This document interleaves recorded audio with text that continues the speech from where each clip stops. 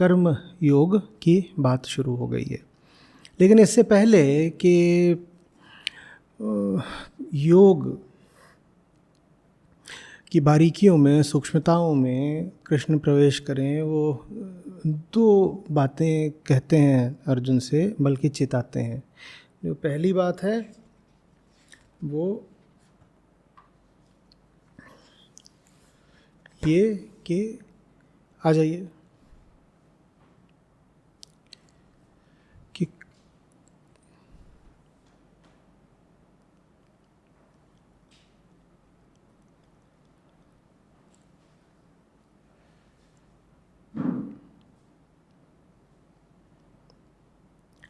कि कर्म योग की उपादेयता क्या है। तो क्या कहते हैं, हम चर्चा कर चुके हैं परंतु दोहराना उचित रहेगा। इस निष्काम कर्म योग में प्रारंभ किए कर्म का नाश नहीं है और कर्म न करने से होने वाला पाप भी नहीं होता। इस निष्काम कर्मयोग का अति अल्प अनुष्ठान भी महान भय से रक्षा करता है।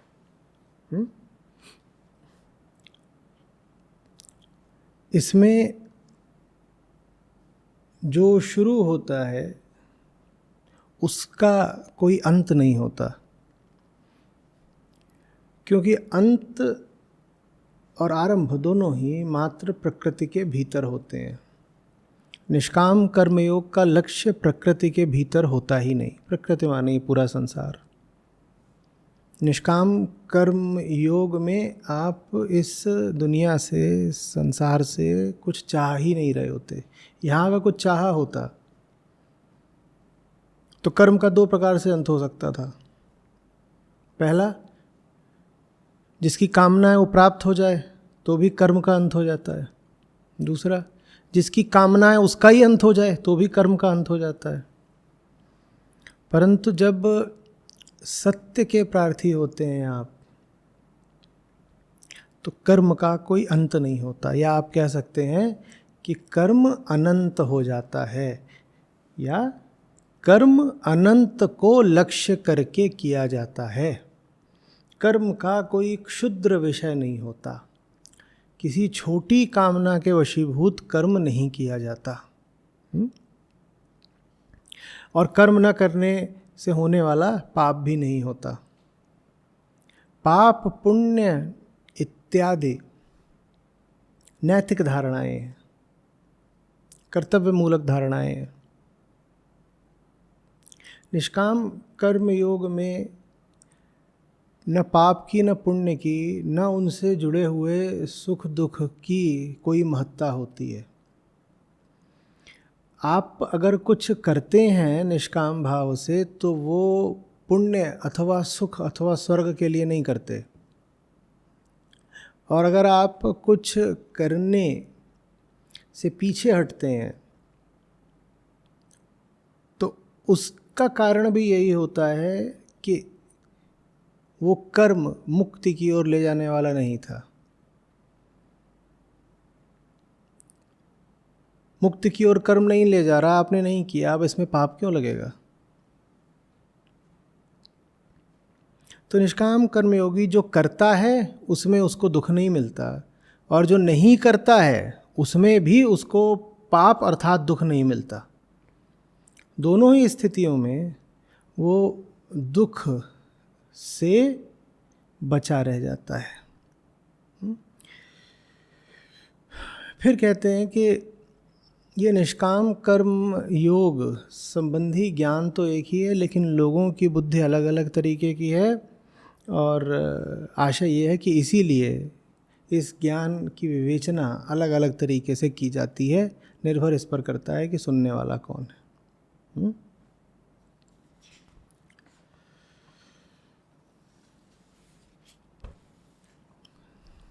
आगे बताते हैं कि कौन से लोग हैं जिनको ये ज्ञान समझ में नहीं आता, जिनको बता भी दो, किसी प्रकार थोड़ा समझा भी दो, तो उनके भीतर ये ज्ञान टिकता नहीं है। उनके क्या लक्षण बताए हैं आपको स्मृत होना चाहिए, क्योंकि पिछले ही सत्र में बात हुई है, पर मैं दोहराई देता हूँ। अल्प बुद्धि वाले, कम बुद्धि वाले लोगों के लिए ये ज्ञान किसी काम का नहीं है। वेदोक्त काम में कर्मों की प्रशंसा करने वाले। वेदों में 2 खंड होते हैं, काम में खंड और मोक्ष खंड। एक खंड है जिसमें विधियां वर्णित हैं जिनसे कामनाओं की पूर्ति होती है।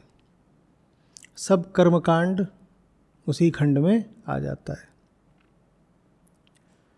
और जो दूसरा खंड है वो ज्ञान खंड है। उसमें कामनाओं की पूर्ति की कोई बात नहीं है, उसमें कामनाओं की मुक्ति की बात है। कामनाओं से आप कैसे मुक्त हो सकते हैं। निश्चित रूप से वेदों की महत्ता ज्ञान खंड के कारण ही है। और श्री कृष्ण भी यहाँ पर एकदम स्पष्ट करे दे रहे हैं, कह रहे हैं जिन लोगों की बुद्धि वेदोक्त काम्य कर्मों में ही जाकर अटक गई है, उनके मन में वास्तविक ज्ञान टिक नहीं पाता। क्यों? क्योंकि उनके मन में तो कामना टिकी हुई है ना। देखिए, वेद अपने आप में पूरी तरह से आध्यात्मिक ग्रंथ नहीं है। वेदों का एक बड़ा भाग भौतिक कामनाओं की पूर्ति हेतु है, उसका कोई आध्यात्मिक कोण नहीं है। आपके खेतों में फसल अच्छी उगे, आपकी गायें ज़्यादा दूध दें, आपको संतानों की, पुत्रों की प्राप्ति हो, आपका कुल कुटुंब कुनबा स्वस्थ रहे, खूब फले फूले बढ़े, आपके शत्रुओं का नाश हो जाए,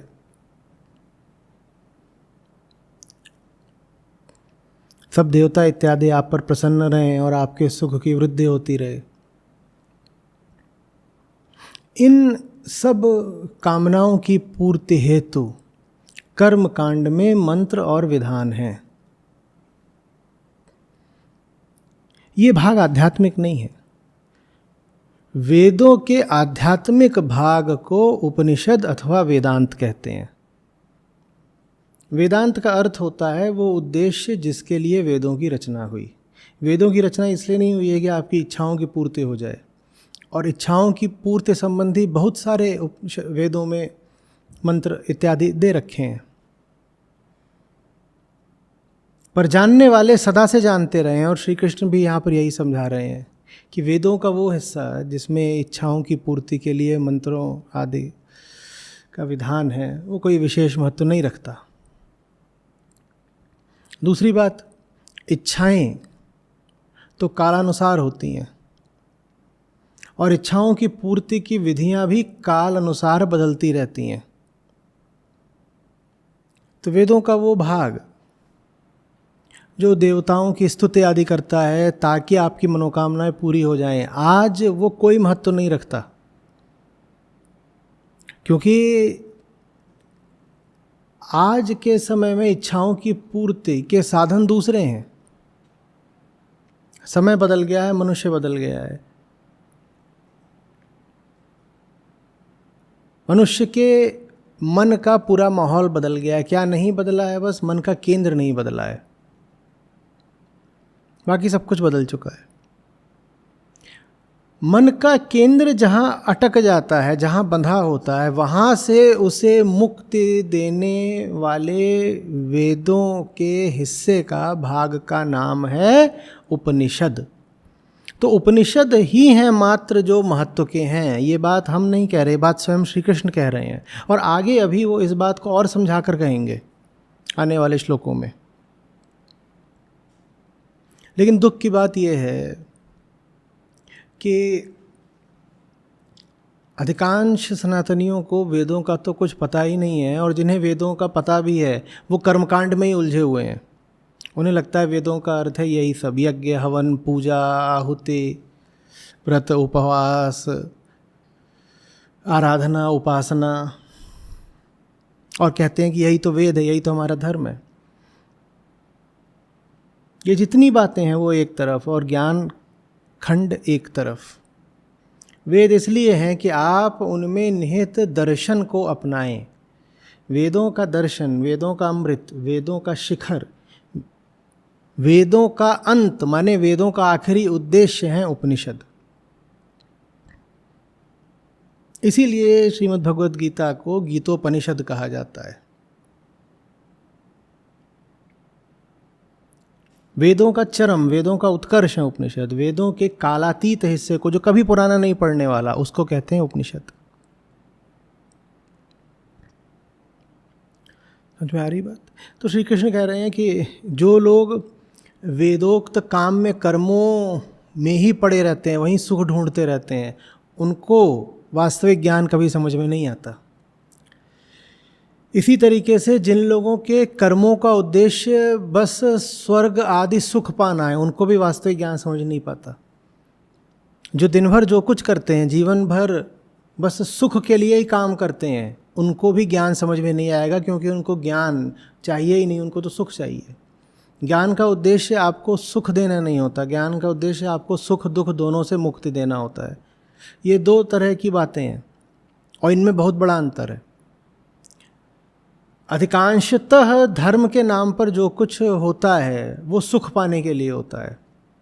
मेरी मनोकामनाएं पूरी हो जाएं, ईश्वर इसलिए है, मंदिर इसलिए है, देवी देवता इसलिए हैं कि ये मेरी कामनाएं पूरी कर दें, ये मेरी रक्षा करें, इत्यादि इत्यादि बातें।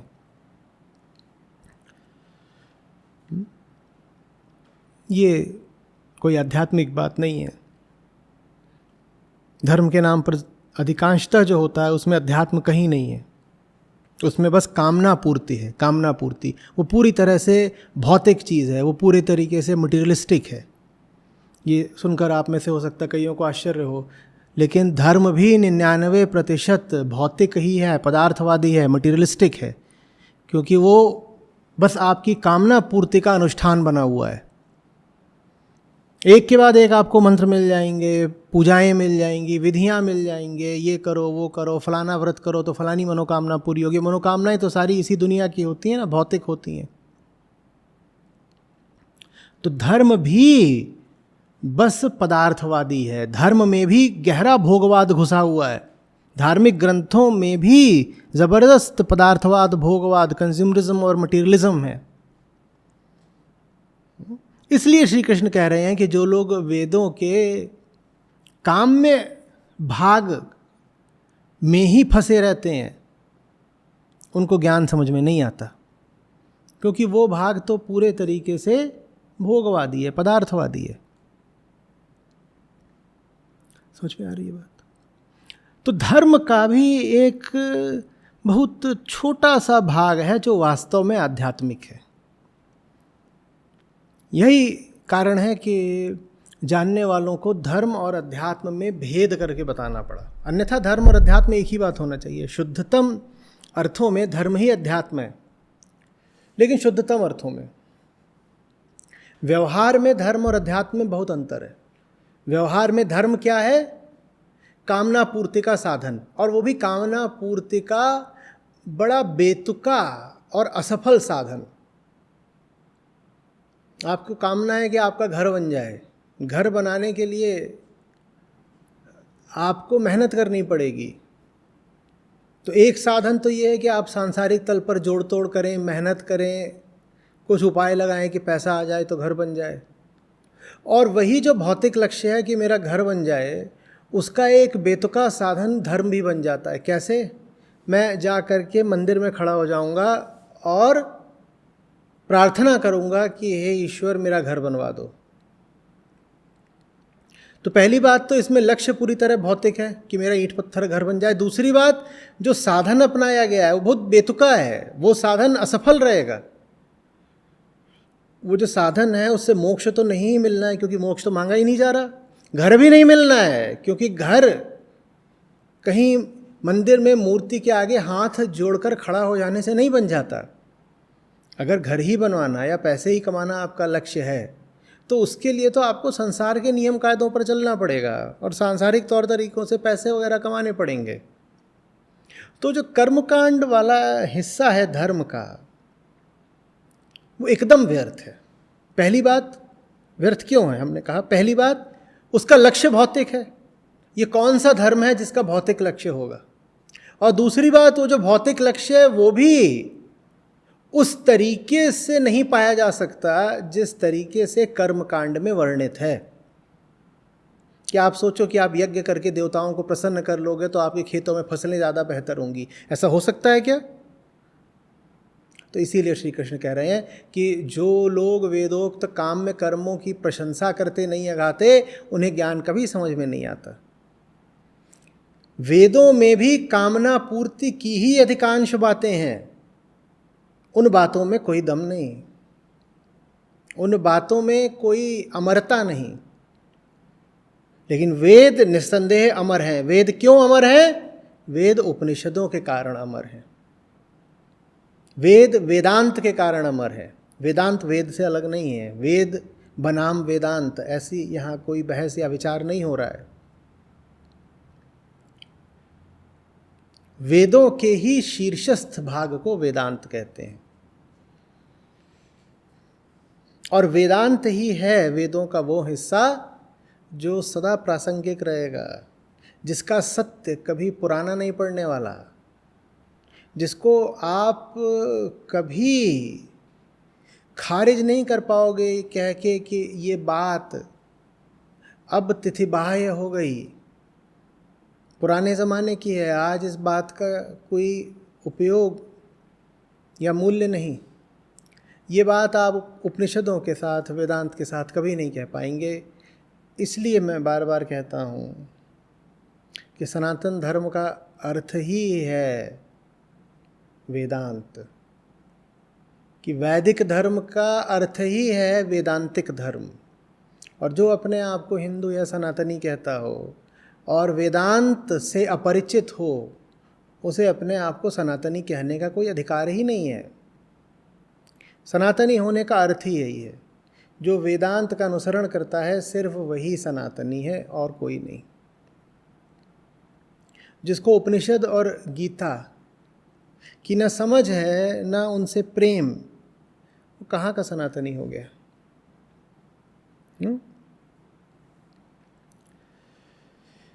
कामना युक्त और स्वर्ग लाभ को ही परम पुरुषार्थ मानने वाले, वही बात जो भौतिक कामनाओं में ही पड़े हुए हैं। स्वर्ग माने एक सुख की जगह, बड़े सुख की जगह को स्वर्ग कहते हैं, बड़े सुख की कल्पना को स्वर्ग कहते हैं। तो जो लोग सोचते हैं कि बस किसी तरह स्वर्ग जैसा सुख मिल जाए, उनके लिए ज्ञान नहीं है। वो तो अभी मन के ही झमेले में पड़े हुए हैं, उनको ज्ञान का क्या काम।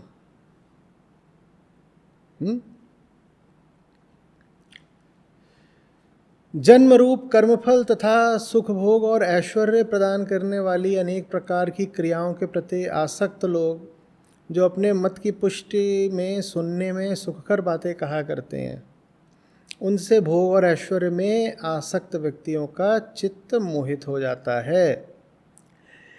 जन्म रूप कर्मफल, सुख भोग और ऐश्वर्य प्रदान करने वाली तमाम क्रियाओं के प्रति आसक्त लोग, ऐसा कर लो तो इस तरह का सुख मिलेगा, ऐश्वर्य मिलेगा, विभूतियाँ सिद्धियाँ मिल जाएंगी, इस तरह के जितने लोग होते हैं उनका चित्त मोहित और आसक्त रहता है, और उन्हें कुछ ज्ञान की बात, कोई ढंग की बात समझ में नहीं आती। ज्ञान उनको बता भी दो तो उनके भीतर टिकता नहीं है, क्योंकि उनके भीतर तो कामनाएं और सुख के भोग की इच्छा ही गहराई से टिकी होती है पार्थ। उन्हें कुछ समझ में नहीं आता, उनके मन में बस इच्छाएं हैं, कामनाएं हैं, आसक्तियां हैं। ऐसे लोगों के अंतःकरण में ईश्वर संबंधी निश्चयात्मक ज्ञान टिक नहीं पाता। ऐसों को ईश्वर संबंधी निश्चयात्मक ज्ञान समझ में नहीं आता है पार्थ।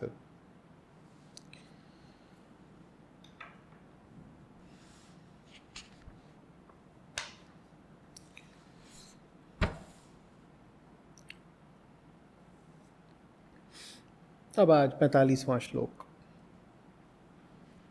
हे अर्जुन, वेद सत्व रज तम इन 3 गुणों वाले हैं, अर्थात कामना मूलक हैं। वही जो बात थोड़ी देर पहले हमने कही, वेद कामना मूलक हैं, क्योंकि वेदों में कामना पूर्ति के लिए ही तमाम बातें और युक्तियां और मंत्र दिए गए हैं।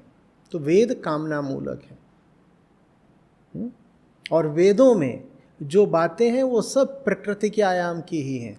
इसीलिए कह रहे हैं श्री कृष्ण कि वेद सत्व रज तम आदि गुणों वाले हैं, गुणों का अतिक्रमण नहीं करते, निर्गुण की बात नहीं करते वेद। निर्गुण की बात कौन करता है? वेदांत। निर्गुण की बात कहाँ होती है? श्रीमद् भगवद गीता में होती है। प्रकृति से आगे जाना है, ये बात कौन बताता है? ये बात उपनिषद बताते हैं। तो उपनिषद वेदों के ही हिस्से हैं, पर वेदों के शरीर का जो बड़ा भाग है वो प्रकृति के भीतर भीतर की ही बातें करता है। देखिए, समझिए, वेद क्या है? जितना भी ज्ञान उपलब्ध था वो सब संचित करा गया, संकलित कर दिया गया, और उस संकलन का नाम दिया गया वेद। वेद माने ज्ञान। जो कुछ भी पता था, अब अधिकांशतः जो पता होगा वो तो भौतिक ही पता होगा ना, तो इसीलिए वेदों में भी अधिकांशतः भौतिकता ही है। लेकिन भौतिकता के मार्ग पर चलते चलते वेद भौतिकता का अतिक्रमण कर जाते हैं। जिस जगह पर जाकर वेद भौतिकता का अतिक्रमण कर जाते हैं उसको बोलते हैं वेदांत। ठीक है। अधिकांशतः मैं दोहरा रहा हूँ कि हमें वेदांत से कोई प्रयोजन ही नहीं होता। अगर हम वेदों की ओर देखते भी हैं तो बस कामना पूर्ति के लिए, और हम देखते हैं कि इस वेद में ऐसा कहा गया है, कहीं पर तो टोने टोटके की भी बात है, हम उसकी ओर भी देख लेते हैं। कहीं इस देवता को प्रसन्न करने के लिए कोई बात कही गई है। देवताओं को प्रसन्न करना ही क्यों है? देवताओं को इसलिए प्रसन्न करना है कि प्रसन्न नहीं किया तो कहीं कुपित ना हो जाए, और प्रसन्न हो जाएंगे तो कुछ वरदान दे देंगे, कुछ इच्छा पूर्ति वगैरह हो जाएगी। वेद सत्व रज तम इन 3 गुणों वाले हैं, अर्थात कामना मूलक हैं। तुम इन 3 गुणों से अतीत अर्थात निष्काम हो जाओ। वेद तो सत्व रज तम में ही फंसे हैं पार्थ। तुम ये सत्व रज तम अर्थात प्रकृति से आगे निकल के निष्काम हो जाओ। तुम वेदों से आगे निकल जाओ। वेदों से आगे निकलने का मतलब किससे आगे निकलना? कर्मकांड से आगे निकलना। जो काम में कर्म भाग है वेदों का, उससे आगे निकल जाओ। और ये बड़े दुर्भाग्य की बात है कि आज भी जब हम कहते हैं वेद, तो अधिकतर हमारा आशय किससे होता है? यही कर्मकांड से होता है। क्योंकि न तो हमने वेद पढ़े हैं, ना हमने गीता पढ़ी है, ना हमें कृष्ण से कोई प्रेम है। तो कृष्ण साफ साफ समझा रहे हैं कि वेद कामना मूलक हैं और वेदों से आगे निकल जाओ पार्थ। लेकिन ये बात, पहली बात तो हम सुनते नहीं, और सुन भी ली तो इस बात को एक कान से सुनकर दूसरे कान से निकाल देते हैं। समझ में आ रही है बात? एक गलती तो ये है कि आप वेदों की ओर देखें ही नहीं, और दूसरी गलती ये है कि आप वेदों की ओर देखें और कर्मकांड में उलझ के रह जाएं। अभी ऐसा भी हुआ है पिछली शताब्दी से और इस शताब्दी में भी कि धाराएं उठी हैं जो वेदों की बात करती हैं कि चलो वेदों का सम्मान वापस लेकर के आना है, वेदों की ओर पुनः जाना है। पर उन्होंने भी यही भूल करी है, वो जब वेदों की बात करते हैं तो यही कामना मूलक कर्मकांड में ही ज़्यादा उलझ जाते हैं। जिसका साफ साफ निषेध कर रहे हैं कृष्ण यहाँ पर, वो उसी काम में उलझ जाते हैं।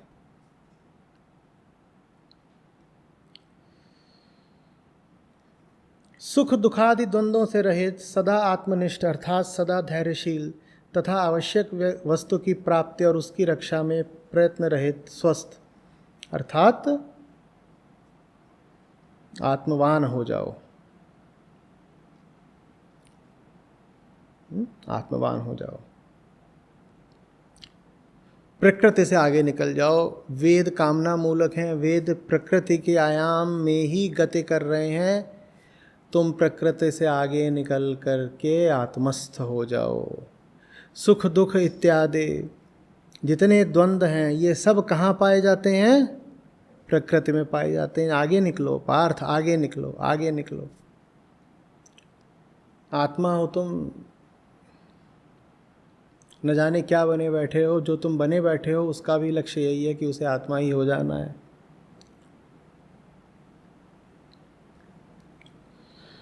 सदा आत्मनिष्ठ रहो।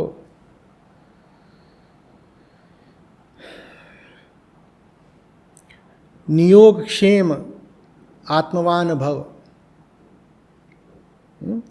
जो आवश्यक वस्तु है उसी की प्राप्ति में संलग्न रहो, इस तरीके से कि कर्म तुम्हारा प्रयत्न रहित रहे। प्रयत्न सारा करा जाता है प्रकृति के आयाम में। आत्मा की ओर बढ़ने में प्रयत्न नहीं आवश्यक होता, समझ आवश्यक होती है।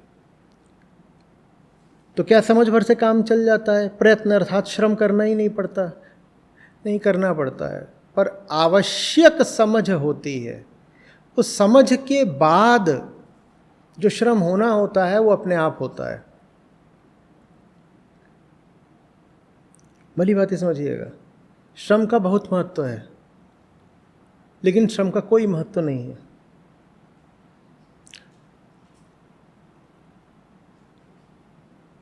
वास्तविक बात है बोध।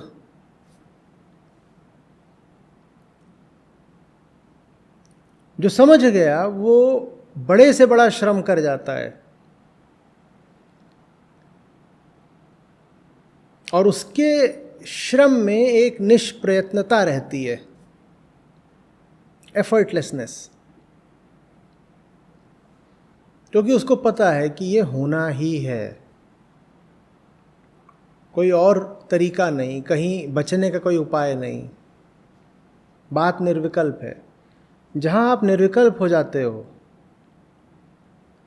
वहाँ मन को कष्ट होना बंद हो जाता है। इस बात को थोड़ा समझिएगा, बात सूक्ष्म है। किसी भी स्थिति में आपको यदि मानसिक पीड़ा हो रही होती है तो उसका कारण मानसिक द्वंद्व होता है। द्वंद्व माने क्या? जहाँ दो उपलब्ध हैं। आपकी एक स्थिति है, वो आपको मानसिक तौर पर दुख तभी देती है जब आप ये कल्पना कर पाएं कि आप इस स्थिति से अलग किसी सुखदायी स्थिति में हो सकते थे। तब भीतर विरोध उठता है, उसी विरोध का नाम दुख है। आप किसी स्थिति में हैं और मन यदि ये कल्पना कर पा रहा है कि आप इस स्थिति से अलग भी किसी और स्थिति में हो सकते थे जिसमें आपको सुख मिलता, तब भीतर से वर्तमान स्थिति के प्रति विरोध उठता है, उसको दुख कहते हैं।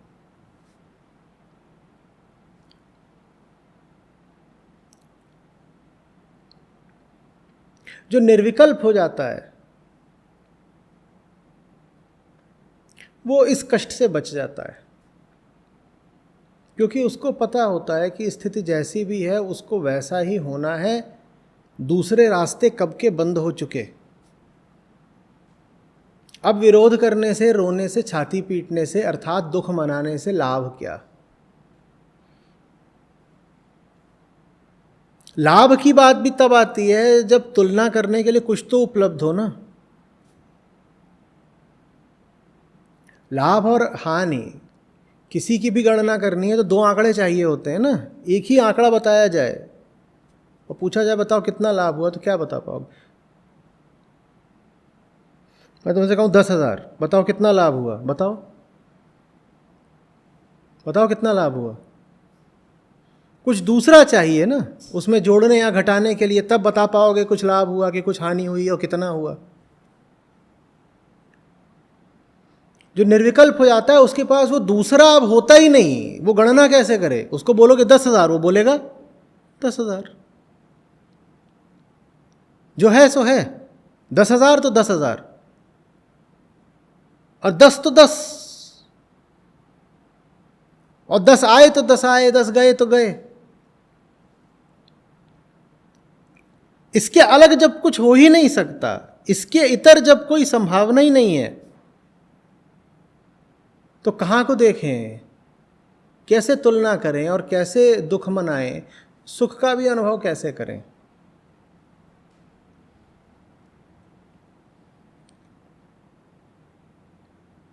समझ में आ रही है बात? तो ये जो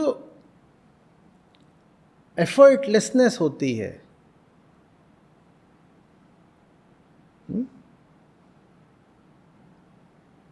प्रयत्न से आगे की जो स्थिति होती है, उसका अर्थ श्रम की अनुपस्थिति से मत लगा लीजिएगा। वहाँ श्रम पूरा पूरा होता है, बस मानसिक क्लेश नहीं होता। श्रम की तो जितनी आवश्यकता है उतना करा जाएगा। श्रम करना तो वहीं पर रुकेगा जहाँ शरीर की शारीरिक सीमाएं टूटने लग जाएं, जहाँ देह बंध ही जवाब देने लग जाए। श्रम तो बस वहीं रुकेगा, माने श्रम की कोई सीमा नहीं है। श्रम की सीमा देह मात्र है, मृत्यु मात्र है। श्रम पूरा होगा, प्रयत्न नहीं होगा। ये दो अलग अलग बातें हैं, वर्क और एफर्ट। श्रम पूरा होगा, प्रयत्न नहीं होगा। बहुत कुछ किया,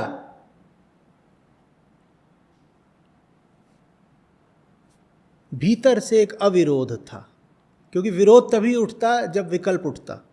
न विकल्प था न विरोध था। आपके पास भी अगर कोई समुचित काम हो और उस काम को करने में भीतर से कभी विरोध उठता हो, तो विरोध से मत लड़ने लग जाइएगा, नहीं जीत पाएंगे। आप तलाशिएगा कि विकल्प कहाँ से उठा लाए आप। विकल्प नहीं होता तो विरोध नहीं होता। आप तलाशिएगा कि मन चोरी से किसी विकल्प की रचना कैसे कर रहा है, और मन कर रहा है। मन कहीं कोई चोर दरवाजा खोल रहा है।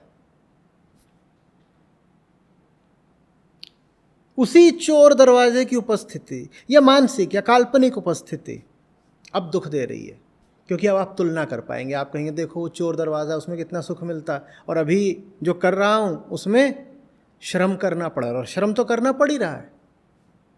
निष्काम कर्म योगी बड़ा श्रमशील होता है, रुकता ही नहीं, मेहनत ही करता जाता है, करता ही जाता है, करता ही जाता है। सुख तो उसको चाहिए ही नहीं, उसको सत्य चाहिए। जिन्हें सत्य नहीं चाहिए, सुख चाहिए, वो श्रम से बचते हैं।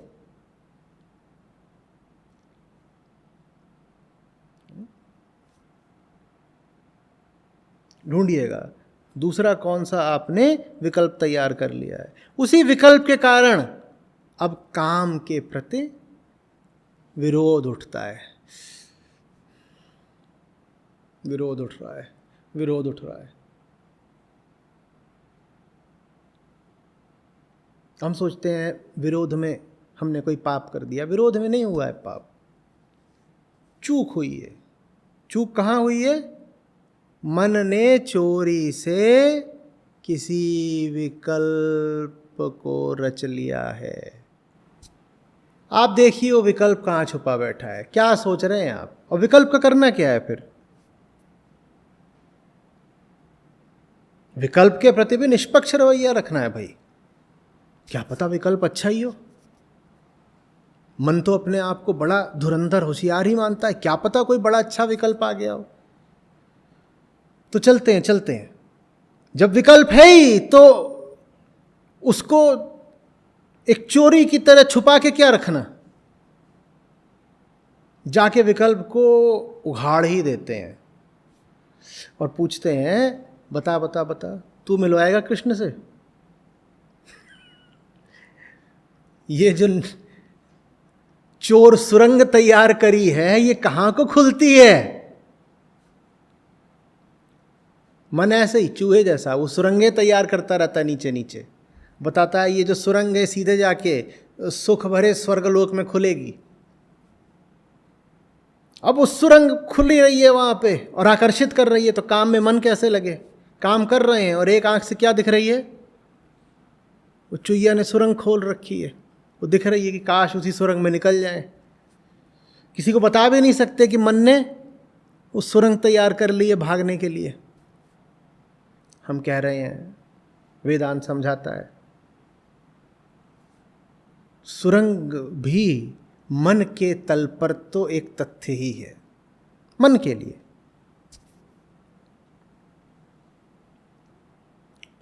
उसको किसी अपराध की तरह छुपाओ मत, जाओ उसके पास जाओ। ये जो मन में नया एक संसार खड़ा हो रहा हो, नए रास्ते फूट रहे हो, नई सुरंग खुद रही हो, उसके पास जाओ और पूछो क्या ये सुरंग वास्तव में कृष्ण के यहाँ खुलेगी? बुला तो रही है मुझे, और चला भी जाऊं, पर पहुंचूंगा कहां? सुरंग मिटती है सुरंग से बात करने से, विकल्प मिटते हैं विकल्पों का अन्वेषण करने से। जिनके भीतर सत्कार्य के विरुद्ध बड़ा विरोध हो, ये बहुत मोरल किस्म के लोग होंगे, नैतिक। इनकी समस्या ये है कि इनके मन ने तमाम चोर दरवाजे तैयार कर रखे हैं, लेकिन ये इतने शर्मिंदा हैं, इतने लजाए हुए हैं उन आंतरिक चोर दरवाजों की उपस्थिति से कि स्वीकार ही नहीं कर सकते कि इन्होंने इतने विकल्प तैयार कर लिए हैं। तो वो विकल्प तैयार कर भी रखे हैं, स्वयं पता भी है कि इधर भी जा सकता हूं, उधर भी जा सकता हूं, वहां भी जा सकता हूं, वहां भी जा सकता हूं।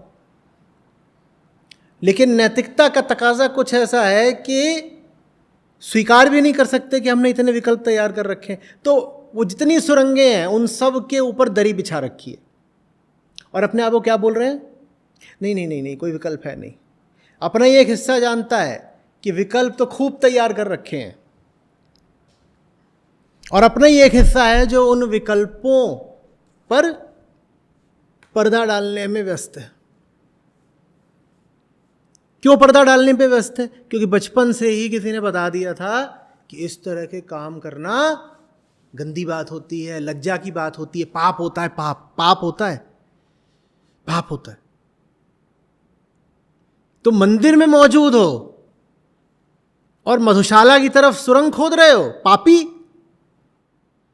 लेकिन सुरंग तो खुद ही रही है, क्योंकि मधु से बड़ा मोह है। अब सुरंग खुद भी रही है क्योंकि मधु से मोह है। और बचपन से और जवानी से वो जो आवाज़ें सुनी हैं जो कह रही हैं कि मंदिर में मौजूद होकर मधुशाला की ओर सुरंग खोदना पाप होता है, उन आवाज़ों के मारे स्वीकार भी नहीं कर पाएंगे कि सुरंग खोद रखी है। नतीजा, वो सुरंग मौजूद है तो आप जो काम कर रहे हो काम तो करने देगी नहीं, वो आपको लगातार आकर्षित करके रखेगी। और चूंकि आप उस सुरंग के अस्तित्व को एक्नॉलेज भी नहीं कर सकते, मान भी नहीं सकते कि आपने वो खोद रखी है, इसीलिए आप कभी उसके पास जाकर के उसको अनावृत भी नहीं करोगे। क्योंकि आप कभी पास जाकर के उसको ठीक से देखोगे भी नहीं तो आपको कभी पता भी नहीं चलेगा कि वो एक अंधी सुरंग है।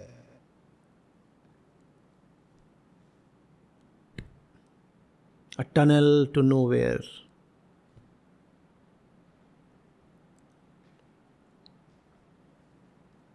अब आपने उस सुरंग रखी हुई, आपको लग रहा है मेरे जीवन में मेरे पास एक विकल्प मौजूद है, मैं यहां से भाग जाऊंगा, वो तुरंत उस सुरंग में घुस के चूहे की तरह निकल लूंगा।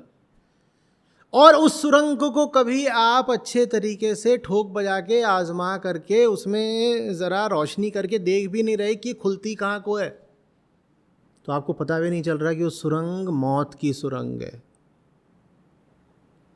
ये तो छोड़ दीजिए कि उस सुरंग जाकर के कृष्ण के निकट खुलेगी, उस सुरंग में आप मरेंगे, वो भी दम घुटने से।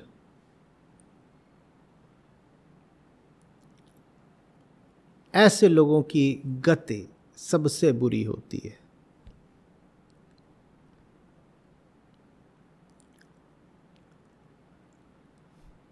वो तो अच्छे हैं ही जिनके जीवन में इस तरह की सुरंगों के लिए कोई स्थान नहीं है,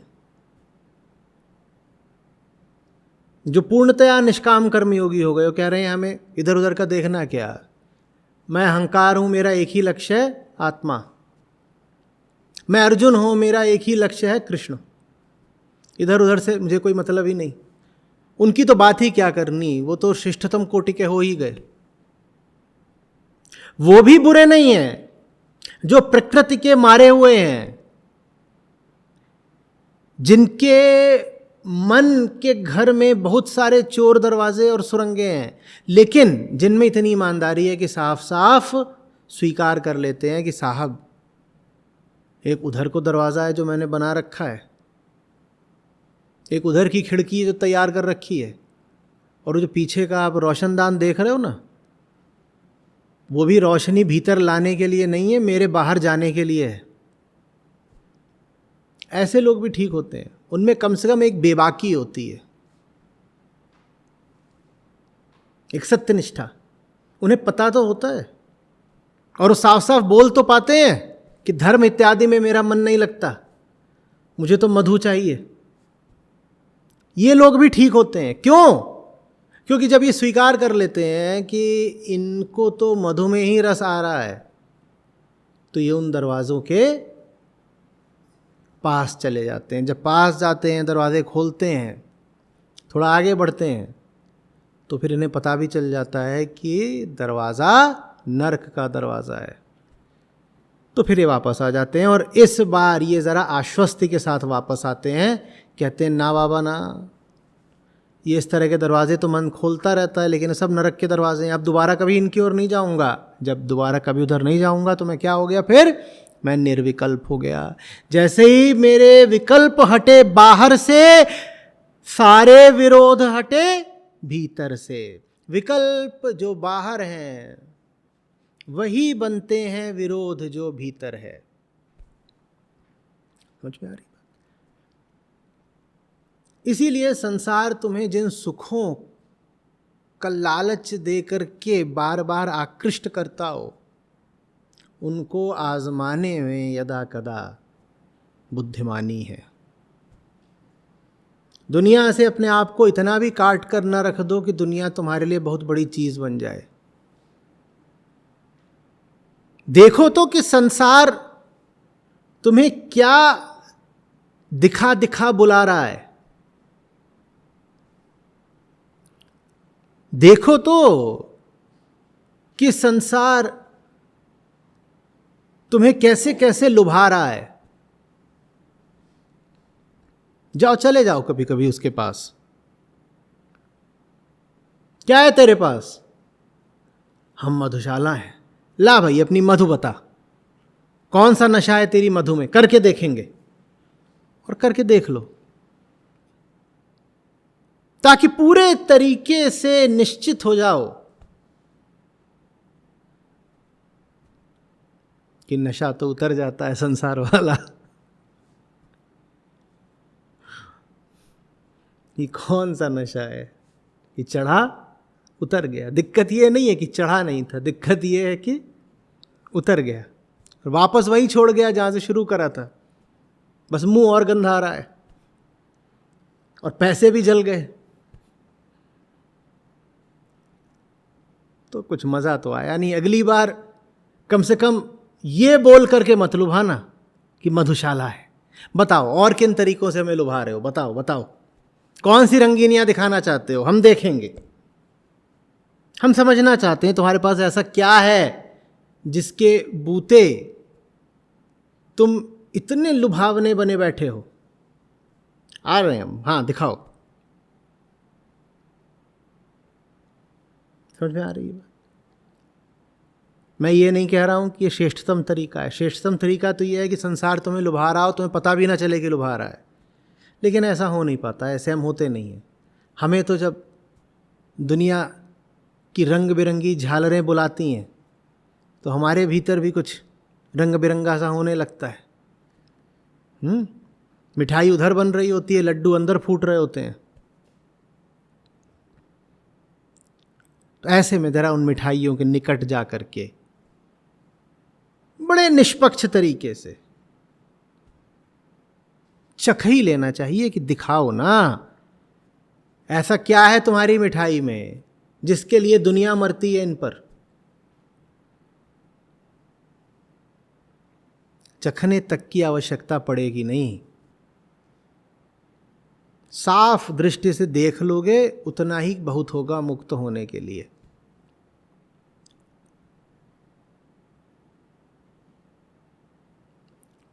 मन तुम्हारा मांग रहा है कृष्ण रस और दुनिया तुमको दिखा रही है मधुरस, तुम तृप्त हो कहां से जाओगे? डर क्यों रहे हो?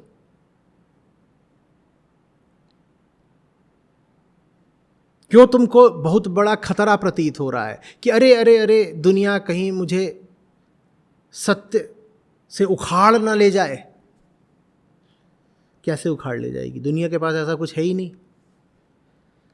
लेकिन बहुत सारे आध्यात्मिक लोगों की आंखों में गहरा खौफ रहता है। उनको लगता है वो बड़ी बेचारगी की हालत में है, दुनिया उन्हें कभी परास्त कर देगी। कैसे परास्त कर देगी? दुनिया के पास ऐसा कुछ भी नहीं है जो तुम्हें आनंद छोड़ दो संतुष्टि भी दे सके। वो तुम्हें कैसे जीत लेगी बताओ ना? उसकी तरफ तो बेखौफ होकर जाया करो। कुछ नहीं है उसके पास। और 2-4 बार उसके पास चले गए, लिप्त होने के लिए नहीं, जांचने के लिए। जाकर अच्छे से जांच लो, नीयत साफ रखना बस। ये नहीं कि पास गए और जांचने की जगह भोगने लग गए। नीयत ईमानदारी की, अच्छे से जाओ, जांच लो। बहुत बार जाने की जरूरत नहीं पड़ेगी, 2-4 बार बहुत है। और फिर भीतर से कभी 1-2 साल बाद वृत्ति सक्रिय होने लगे तो फिर चले जाओ, बोलो कुछ नया लाए हो क्या? पिछले साल तुम आए थे, हमें न्योता दिया था, हमने दावत कबूली थी, और दावत के नाम पे तुमने न जाने कहाँ का मलमूत्र परोस दिया था। इस बार कुछ नया लाए हो क्या? बहुत जोर दे दे के चिल्ला चिल्ला के बुला रहे हो। बड़ा आकर्षक आमंत्रण पत्र भेजा है, चलो अब इतना बुला रहे हो, तुम फिर से आ जाते हैं। और तुम जाओगे और पाओगे कि नया तो है, बिल्कुल नया है, निस्संदेह एकदम नए तरीके का मलमूत्र परोसा गया है। जाओ चख तो आओ। इतना क्या खौफ में बैठे हुए हो? हवाइयां उड़ रही हैं, जाओ चखो। और मुंह पे भी पोत लेना और वापस आके हमें भी दिखाना कि काम को लेकर के भीतर से बड़ा विरोध उठता था। काम माने निष्काम कर्म, निष्काम कर्म को लेकर के तो बड़ा विरोध उठता था, करा ही नहीं जाता था। दोनों टांग फैला करके सोने भर की इच्छा होती थी हर समय। लगता था अरे रे रे रे जन्नत छूटी जा रही है, कहाँ फंस गए हैं यहाँ कृष्ण के मार्ग में। असली सुख तो उधर है। किधर? जिधर को हमारी 4 दरवाजे खुलते हैं उधर है।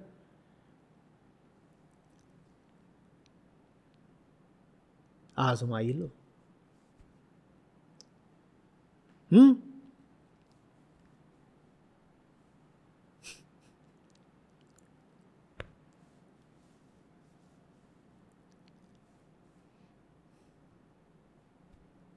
समझ में आ रही है बात कुछ?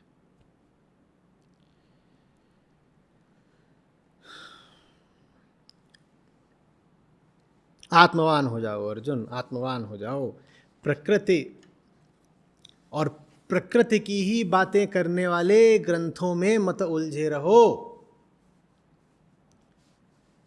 और प्रकृति की ही बातें करने वाले ग्रंथों श्लोकों को लेकर आगे जो कहते हैं कृष्ण, वो आपको चौंका सकता है। तो ध्यान से सुनिए। श्लोक क्रमांक 46। सब ओर धरती के जलमग्न होने पर जिस प्रकार कुएं, पोखरे आदि छोटे छोटे जलाशयों का मनुष्य के लिए कोई प्रयोजन नहीं रहता। धरती में हर तरफ अगर पानी पानी भर जाए तो कौन पानी से भरा गड्ढा तलाशेगा कि इसमें थोड़ा सा पानी मिल जाए काश? कौन कुआं तलाशेगा कि काश इसमें थोड़ा पानी मिल जाए? कौन सरोवर या पोखर तलाशेगा? तलाशोगे क्या? अगर चारों तरफ पानी ही पानी हो जाए तो कोई कुआं खोदेगा या तलाशेगा या तालाब तलाशेगा? कोई नहीं ना। तो सब और धरती के जलमग्न हो जाने पर जिस प्रकार कुएं, पोखरे और जलाशयों का कोई प्रयोजन नहीं बचता, उसी प्रकार आत्मज्ञ ब्राह्मण के लिए सारे वेदों का कोई प्रयोजन नहीं रह जाता। वहां तो बात किसकी हो रही है? प्रकृति की। और प्रकृति कहती है कि क्षुद्र के माध्यम से संतुष्टि दे देंगे, जैसे कुआं कहता है कि इस क्षुद्र जगह पर जल की एक अल्प मात्रा मौजूद है जो तुम्हें संतुष्टि दे देगी, और कहीं नहीं है, यहां मिलेगा, और कहीं नहीं है, यहां मिलेगा। प्रकृति के भीतर की संतुष्टि हमेशा ऐसी ही होती है, कहती है उधर नहीं, इधर मिलेगा। और जो आत्मज्ञ हो गया, जो ब्राह्मण हो गया, ब्रह्म को जानने वाले से आशय है, यहां पर ब्राह्मण वर्ण या जाति की बात नहीं हो रही है, ब्राह्मण कहा गया है। जो ब्राह्मण हो गया, जो ब्रह्मवेत्ता हो गया, उसके लिए संतुष्टि के किसी क्षुद्र स्रोत का कोई महत्व नहीं रह जाता। कुएं का क्या करेगा? उसको तो संतुष्टि हर जगह है, जैसे कि पानी हर जगह है। अगर संपूर्ण धरती जलाप्लावित हो जाए, किसी एक तरफ को नहीं भागेगा कि मैं उस घर में जा रहा हूं, उस घर में मुझे तृप्ति मिलती है। वो जहां है वहीं तृप्ति है। जैसे कि अगर धरती पर हर तरफ पानी फैल जाए तो पानी कहां है? जहां तुम हो वहीं पानी है, तुम जहां भी हो वहीं पानी है। हाँ, तो ब्रह्मवेत्ता वही है जो जहां भी है वहीं संतुष्टि है, जो जहां भी है वहीं संतुष्टि। क्यों? क्योंकि वो अपनी संतुष्टि अपने भीतर लेकर चल रहा है। उसे बाहर किसी पोखरे में जल नहीं तलाशना, वो अपनी संतुष्टि अपने भीतर लेकर चल रहा है। उसका मन जानता है कि जो वो अधिकतम और उच्चतम कर सकता था वही वो कर रहा है। अब असंतुष्ट होने का कारण क्या? हम होते भी कौन है अब असंतुष्ट होने वाले? सब कुछ तो सोचा अपने पास, सब लुटा दिया। अब असंतुष्ट होने के लिए भी कौन बचा है बाबा? कोई बचा? असंतुष्ट होने के लिए भी कुछ छोटा मोटा बचना चाहिए ना। जिसे और कोई काम नहीं है तो क्या कर रहा है? असंतुष्ट हो रहा है। जितनी ऊर्जा थी, जितनी शक्ति थी, जितनी बुद्धि थी, सब तो आहुति में डाल दी, सब लुट गए, पूरा लुटा दिया।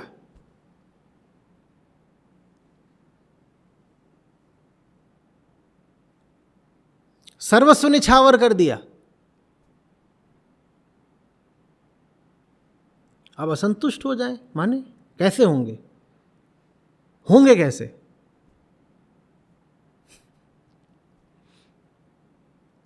जैसे भीतर एक सेना हो, वो पूरी भिड़ जाए। 100 जने हैं मान लो उस सेना में, भीतर की अंतःकरण कि 100 अवयव या 100 शक्तियां, 100 खंड, वो भीतर 100 की सेना पूरी ही लड़ गई है। अब बताओ रोने के लिए कौन बचा? 100 के 100 क्या कर रहे हैं? 100 के 100 क्या कर रहे हैं? वो युद्ध में जूझे हुए हैं। रोएगा कौन? रोने के लिए कोई है ही नहीं। अच्छा, 100 के 100 मारे गए। अब इन 100 की मौत पे कौन रोएगा? कौन रोएगा?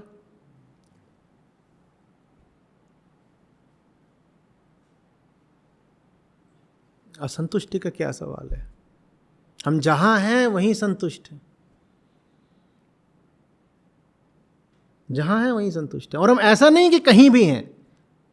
इस बात का विकृत अर्थ कर लेना भी बड़ा सरल है कि कहीं भी रहो वहीं संतुष्ट हो। और इस तरह की बातें भी अध्यात्म के नाम पर आजकल खूब चलती हैं कि जो कुछ भी कर रहे हो बस उसी में संतुष्ट रहो। ना,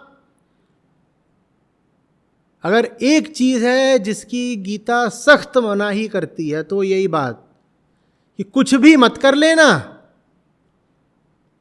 इस तरह की बातें आप आजकल के फूहड़ आध्यात्मिक साहित्य और चलते फिरते गुरुओं से खूब सुनते होंगे कि जो जहां है वहीं संतुष्ट रहे, यही तो अध्यात्म है। तुम जहां हो वहीं आनंदित रहो, यही तो समाधि है। बिल्कुल नहीं, गीता इस बात को बिल्कुल स्वीकार नहीं करती। अगर जो जहां है वहीं आनंदित रहे, इसी में अध्यात्म है, तो कृष्ण अर्जुन को कह देते ना कि हाँ तू भाग जा, जंगल चला जा, युद्ध क्यों करना है, जंगल में आनंदित रहना यही अध्यात्म है? नहीं। जो भी कर रहे हो पूछो उसका उद्देश्य अहंकार है या कृष्ण। जो कर रहे हो अगर अपने लिए कर रहे हो तो मत करो, अपने करने की दिशा बदलो। और जो कुछ कर रहे हो अगर कृष्ण हेतु कर रहे हो तो करते जाओ, करते जाओ, फिर पूरी संतुष्टि रहेगी। सिर्फ उसी स्थिति के लिए कहा गया है कि जहां हो वहीं संतुष्ट रहो। यदि कृष्ण की तरफ बढ़ रहे हो तो फिर जैसी भी स्थिति है उसमें संतुष्ट रहो। लेकिन तुम्हारा पूरा जीवन ही तुम्हारे व्यक्तिगत स्वार्थ के लिए बीत रहा है, और जब जीवन व्यक्तिगत स्वार्थ के लिए बीतेगा तो घोर असंतुष्टि रहेगी भीतर, और तुम अपने आप को समझाओ कि मुझे असंतुष्ट नहीं होना चाहिए, मैं जहां हूं मैं वहीं संतुष्ट रहूं, तो ये पागलपन की बात है।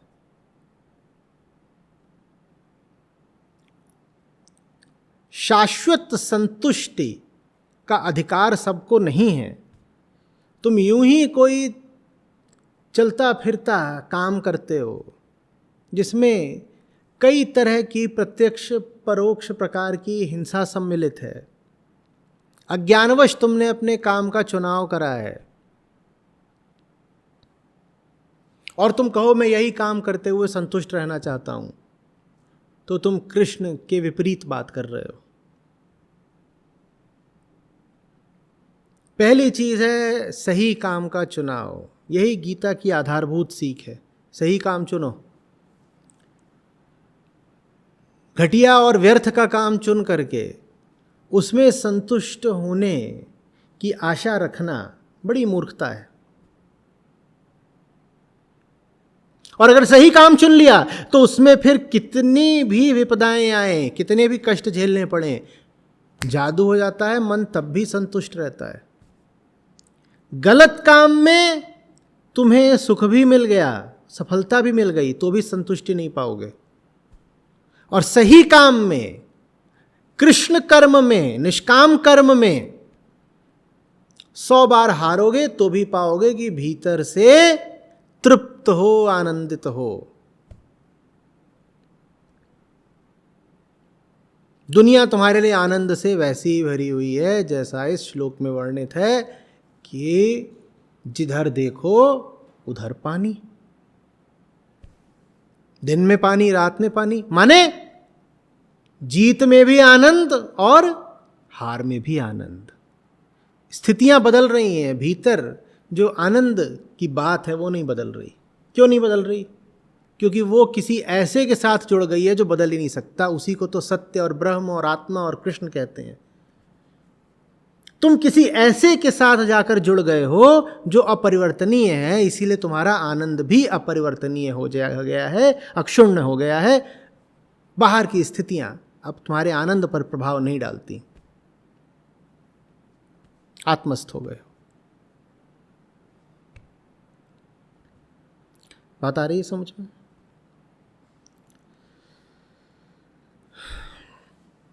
तदोपरांत भगवद गीता का कदाचित सबसे प्रसिद्ध श्लोक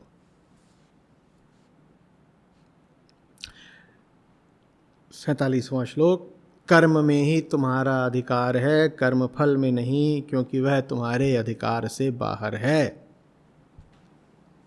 कर्म फल की आशा से कर्म मत करना पार्थ, और कर्म त्याग में भी अपनी वृत्ति मत लगा देना।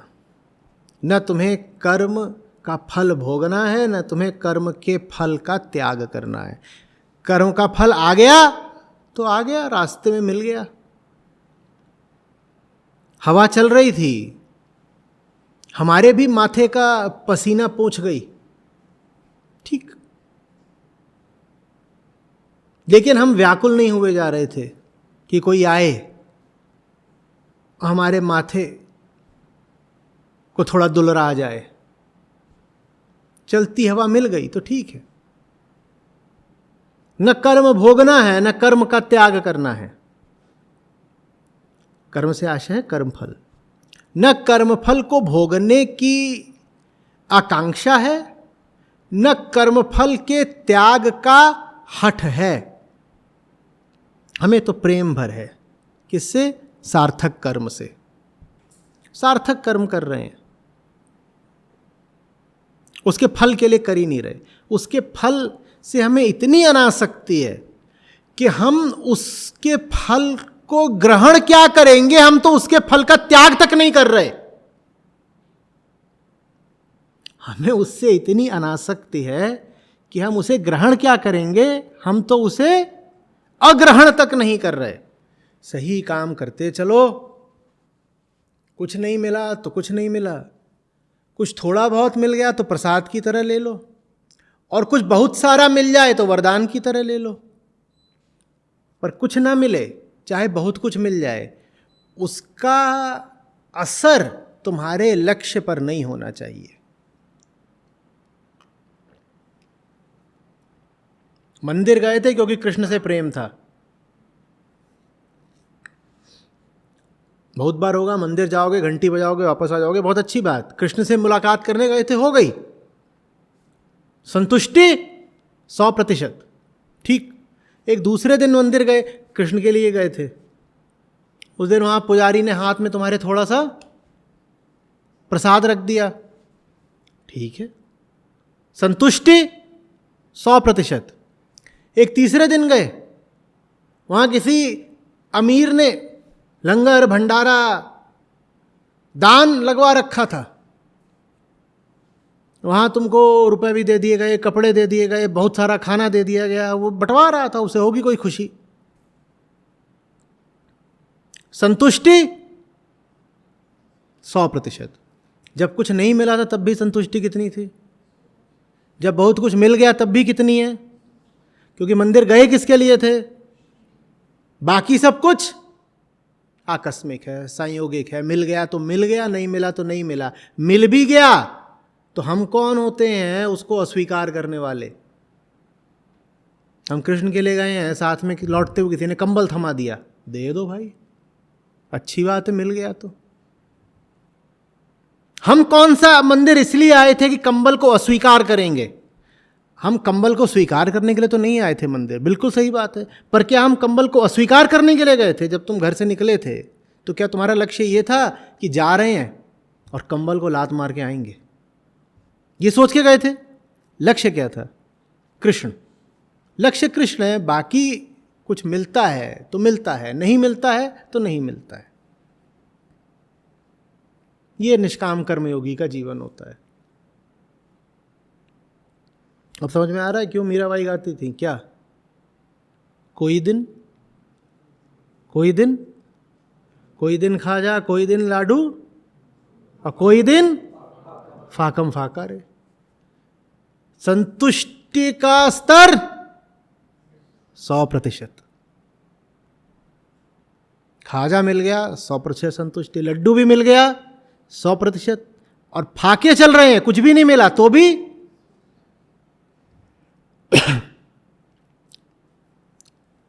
इस पर तो कुछ निर्भर ही नहीं करता भाई कि क्या मिला कि क्या नहीं मिला। हम तो वहां किसी और उद्देश्य के लिए गए थे।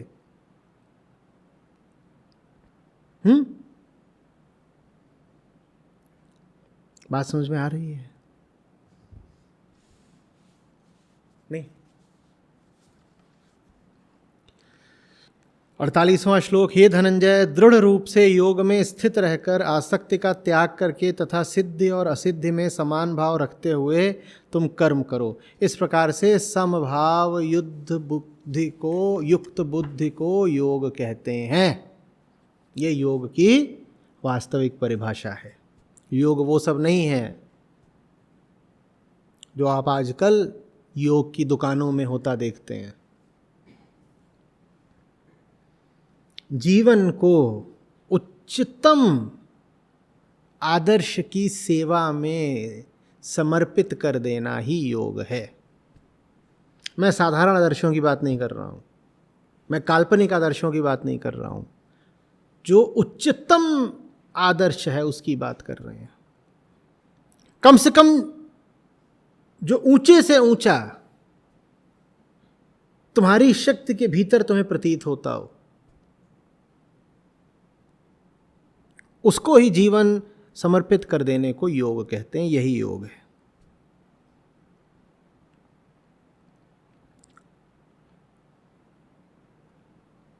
आप आसन लगाते हो, आप प्राणायाम करते हो, आप यम नियम आदि का व्यवहार करते हो,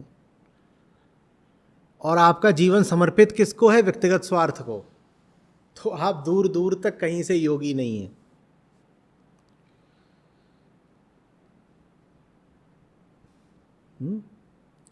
भगवत गीता बार बार हमको बताएगी योग की वास्तविक परिभाषा।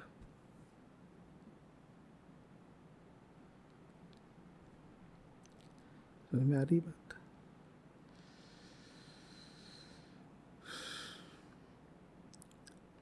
प्रश्न बताइए। प्रणाम आचार्य जी। आवाज आ रही है?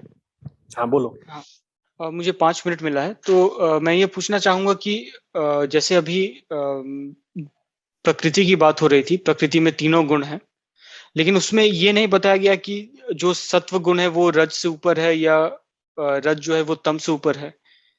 अभी उन गुणों के का जो रिलेटिव प्रेफरेंस है वो नहीं बताया गया। उन सभी को एक तरफ एक जैसा मान के बोल दिया गया उसके पार चले जाओ, लेकिन जो तामसिक व्यक्ति है वो सीधा कैसे पार जाएगा? देखो, बात के स्तर का अंतर है। तुम जाते हो हवाई अड्डे पर, वहाँ चेक इन होता है, फिर सिक्योरिटी होती है, फिर तुम जाते हो हवाई जहाज़ के पास जहाँ वो खड़ा होता है। यहाँ तुमको ऐसा लगेगा जैसे कि एक क्रमबद्धता है, एक प्रगतिशीलता है, कि पहले दरवाज़ा था जहाँ घुसे अपना आईडी वगैरह दिखा करके, ठीक है, फिर तुमने अपना सामान वगैरह दिया, चेक इन किया, फिर तुम्हारी सुरक्षा जांच हुई, उसके बाद तुम बस में बैठ करके वहाँ पहुँचे रनवे के पास। तो ये सब तुमको ऐसा लगेगा जैसे एक एक एक एक करके तुम आगे बढ़ रहे हो, और बड़ी प्रगति की बात है। अब आसमान से जब नीचे देखोगे तो क्या दिखाई देगा? सब एक जैसा। हाँ, तो उस आसमान से ये 3 गुण एक जैसे ही है। हाँ, जो नीचे बैठा है उसको अंतर प्रतीत होते हैं, और प्रतीत होने भी चाहिए, क्योंकि साहब आप हवाई जहाज़ में घुस ही नहीं पाएंगे अगर आपने पहले बैगेज चेक इन नहीं कराया है। तो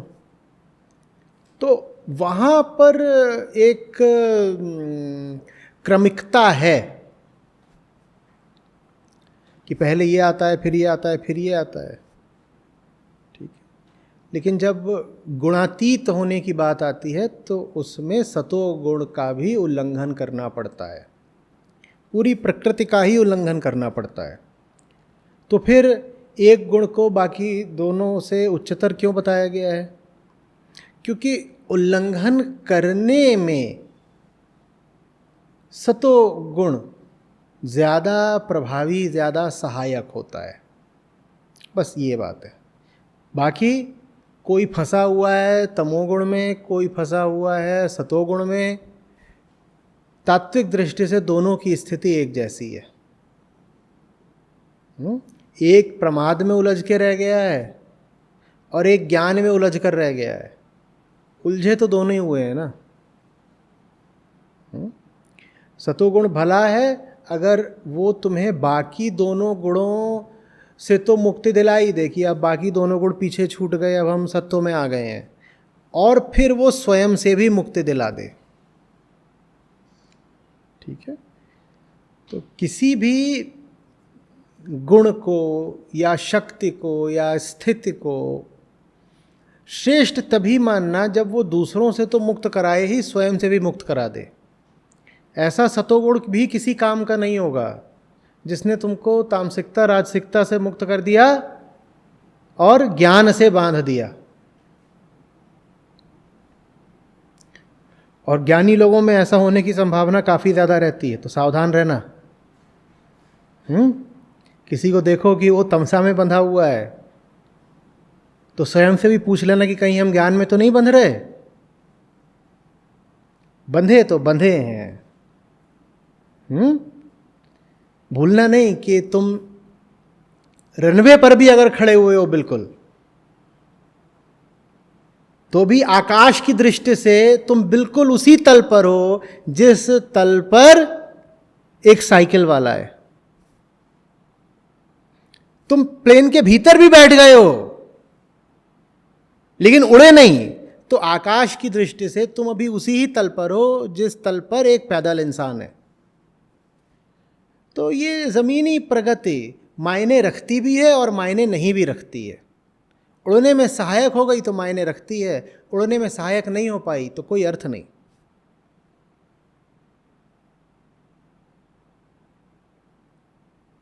ठीक है।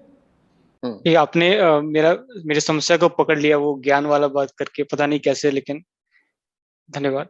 तो हमारा काम तुम्हारे प्रश्नों के उत्तर देना थोड़े ही है। जहाँ समस्या है वहाँ पकड़ना है ना।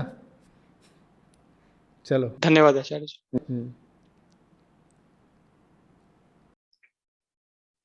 प्रणाम आचार्य जी। जी। आचार्य जी, आपने श्रीमद् भगवद गीता में पहले जैसे व्यक्तिगत अहंकार के बारे में बताया था, व्यक्तिगत अहंकार, अहमवृत्ति और आत्मा। तो मेरा प्रश्न व्यक्तिगत अहंकार से संबंधित है।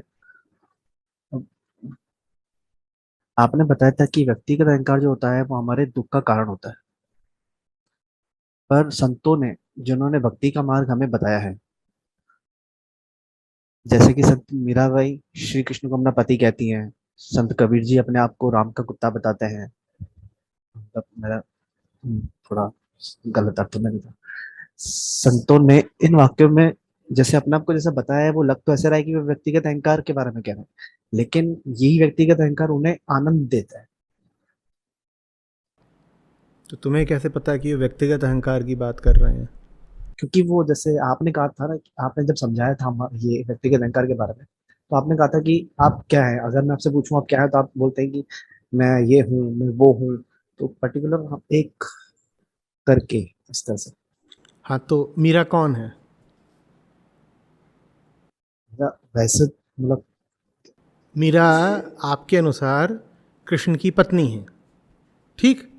और इस चीज़ को आप ले रहे हैं मीरा के व्यक्तिगत अहंकार के रूप में।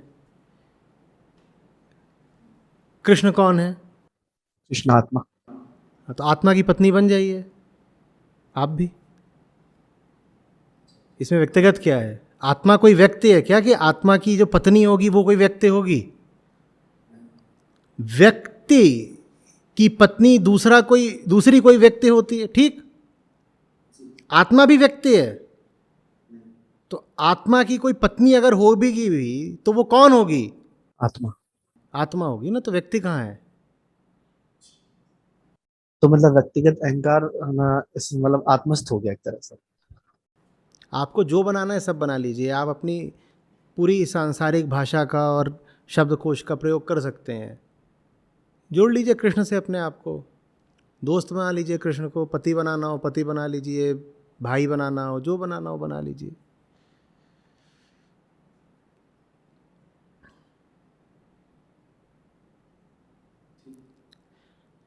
भाई इन्फिनिटी को, अनंतता को लेके आप कुछ भी प्लस माइनस करिए, क्या आना है? इन्फिनिटी। हाँ, तो उससे कोई भी रिश्ता बना लीजिए। Infinity plus 4x। अब आप कुछ बन गए हैं इन्फिनिटी के, वो कृष्ण की पत्नी बन गई, आप कुछ और बन जाइए। आपको क्या बनना है बताइए? कृष्ण का क्या? कुछ भी बन जाइए, उसके साथ आप कोई भी रिश्ता जोड़ सकते हैं, जवाब एक ही आएगा, इन्फिनिटी। तो जैसे ही आप वहाँ से एक रिश्ता रख लेंगे आप भी अनंत हो जाएंगे।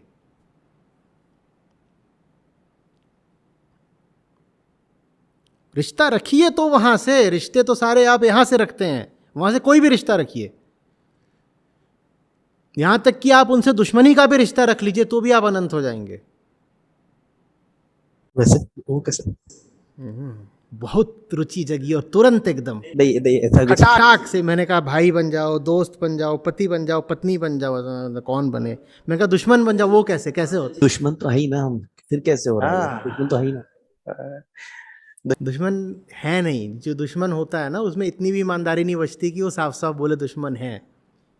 पूरी तरह है नहीं, पर हो जाने का बड़ा दिल कर रहा है। पर हम हमसे अलग है तो दुश्मन ही है ना। हम कि काम मतलब प्रयास करते हैं वो साथ। आप अगर इतने ज्ञानी हैं कि आपको पता है कि आप दुश्मन हैं, तो फिर तो आप कृष्ण ही हो गए।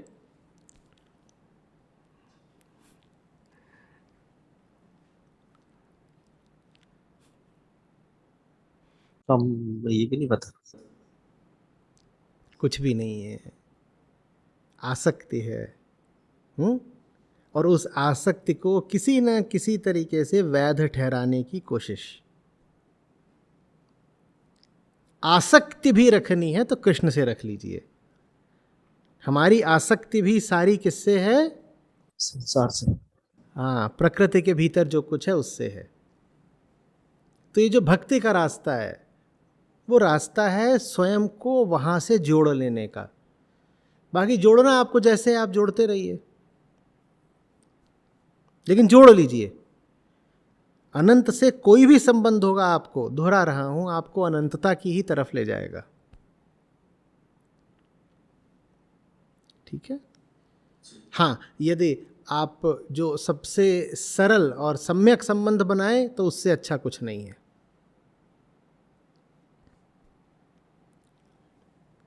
सबसे जो सरल संबंध है वो है अनुगामी का। तुम आगे हम पीछे, हमें तुम्हारी ओर आना है, तुम जिधर को भी जाओ हमें पीछे पीछे चलते जाना है। ये सबसे अच्छा संबंध होता है। पर ये आपसे नहीं बनाया जा रहा तो आप कोई भी संबंध बना लीजिए। कोई भी जो आप दूसरा संबंध बनाएंगे वो भी अंततः अनुगमन का ही संबंध हो जाएगा, क्योंकि सत्य के साथ अहंकार का और कोई संबंध चलेगा ही नहीं दूर तक। शुरुआत उस रिश्ते की किसी भी तरीके से हो, अंत में तो उस रिश्ते को साध्य और साधक का ही संबंध हो जाना है।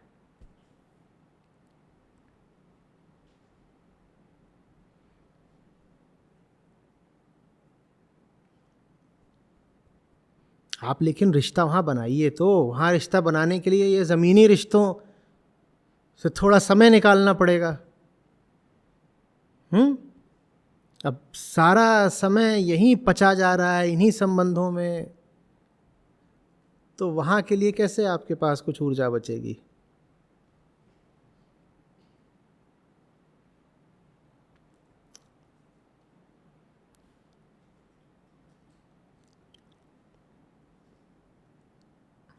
नहीं, आप दुश्मन भी नहीं है कृष्ण के। कृष्ण से शत्रुता करने के लिए भी कृष्ण को चेतना में रखना पड़ता है ना। हम उनको चेतना में रखते ही नहीं हैं, शत्रु की तरह भी नहीं रखते। हमने उनको बहिष्कृत कर रखा है। चेतना में हमारी और बहुत कुछ है जो ठसाठस भरा हुआ है, लफड़े पचड़े दुनिया भर के, यही सब चलता रहता है मन में। कृष्ण कहाँ है?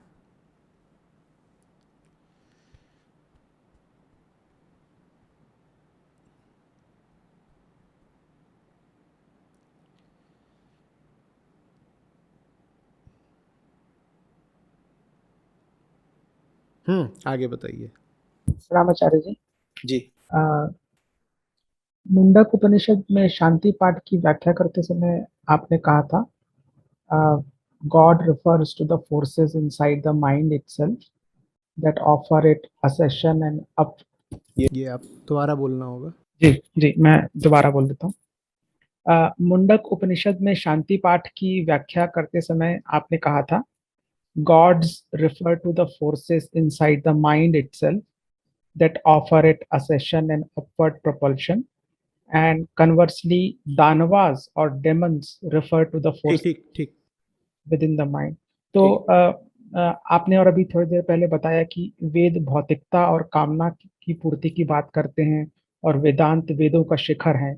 तो क्या ये बात मुंडक उपनिषद में बताई गई बात की मन की ऊंची और निचली अवस्था से जुड़ी हुई है, कि ये कहना सही होगा कि वेद मन की निचले तल भौतिकतावादी को संबोधित करते हैं और वेदांत मन के ही ऊंचे तल को संबोधित करते हैं? हाँ, जीवन दुख से शुरू होता है। आम व्यक्ति लगभग हर समय दुख के ही प्रकट या अप्रकट अनुभव में होता है। तो उस दुख से ऊपर उठाने के लिए जो वेदों का कर्मकांड का भाग है वो सुख का न्योता देता है, और जो ज्ञान खंड है वो दुख से आपको बचाने के लिए आनंद की ओर ले जाता है। उद्देश्य दोनों का एक है, बस एक आपको दुख से पूरी तरह से मुक्त करा देता है और दूसरा आपको दुख से बस कुछ आंशिक तात्कालिक सी राहत देता है। ये जो पूरी ज्ञान निधि है वेदों के रूप में, वो है तो इसीलिए कि जो आम व्यक्ति है उसका जीवन बेहतर हो पाए, उसके जीवन में जो ग्रंथियां हैं, दुख हैं, वो हटें। दुख हटाने का जो निचला मार्ग होता है वो होता है कामनाओं की पूर्ति। आपको दुख इसलिए क्योंकि आपकी इच्छाएं हैं जो अधूरी पड़ी हैं। वो अधूरी इच्छाएं अगर पूरी हो जाएं तो दुख मिटता है या कम हो जाता है, या कम से कम ऐसा प्रतीत होता है जैसे दुख चला गया हो। तो जो काम्य कर्म भाग है वेदों का, वो ये मार्ग लेता है कामना पूर्ति का। और फिर जो ज्ञान खंड है वो मुक्ति का रास्ता लेता है। कहता है कि दुख से अगर पूर्ण निवृत्ति चाहिए तो तुम्हें दुख सुख यानी अहंकार से ही पूर्ण मुक्ति चाहिए। वो रास्ता उपनिषदों का है, वेदांत का।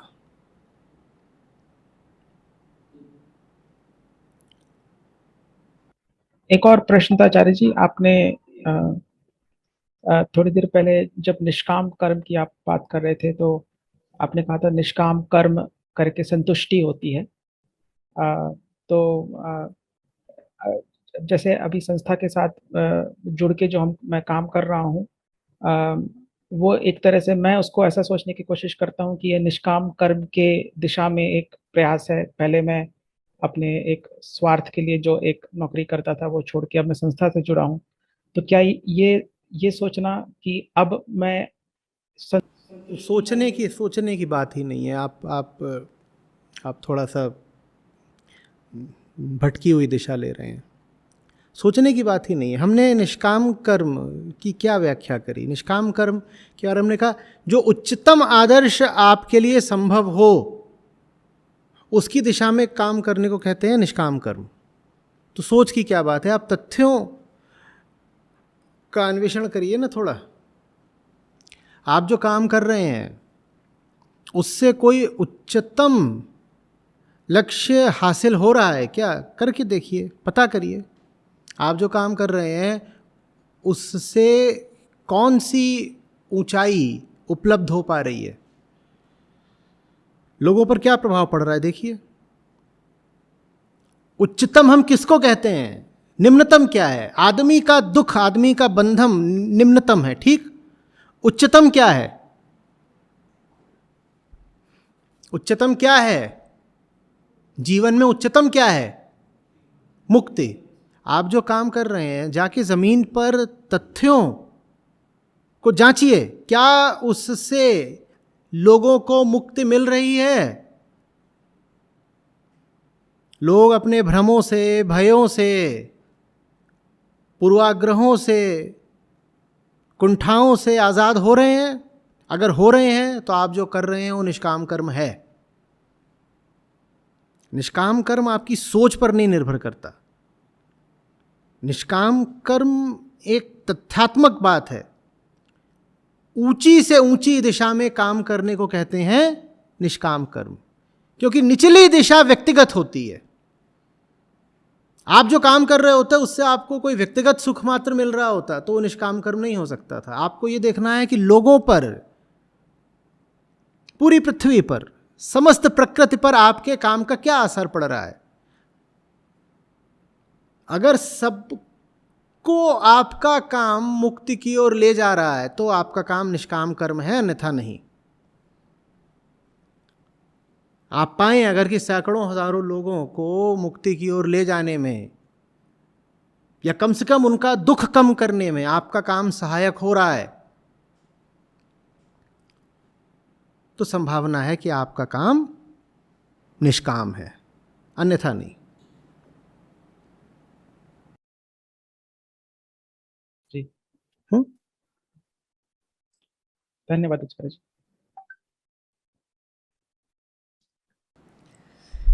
आप जो करते हैं उसका फल भी चखा करिए। पुरानी कहानियों में राजाओं का उल्लेख होता है ना, जो दिन भर काम करते थे और रात में कपड़े बदल करके राज्य की गलियों में निकल पड़ते थे। साधारण आदमी बनकर प्रजा के बीच पता करने की जो हमने करा दिन भर उसका लोगों पर असर क्या हुआ। तो शिविर में आते हैं, लोगों से बात किया करिए, मत बताया करिए कि मैंने ही तो ये ऐप बनाई है। ऐसे ही पूछा करिए, ये ऐप आई है आपकी ज़िंदगी में तो क्या बदलाव आया। या इतने लोग रहते हैं जो बोलते हैं, कोई बोलता है मैं किताब पढ़ के आया, ज़्यादातर बोलते हैं मैं यूट्यूब देख कर आया। उनसे पूछा करिए कि क्या क्या जीवन पहले कैसा था, अब कैसा है, पहले बताओ। और जब आपको ये ज़मीनी यथार्थ पता चले कि आपका काम अनेक जीवों की मुक्ति में सहायक हो रहा है, तब आप विश्वास के साथ कह पाएंगे कि मैं निष्काम कर्मयोगी हूँ। मेरा काम मात्र मेरे लिए नहीं है, बहुतों के लिए है और उच्चतम दिशा में उनको ले जाने के लिए है।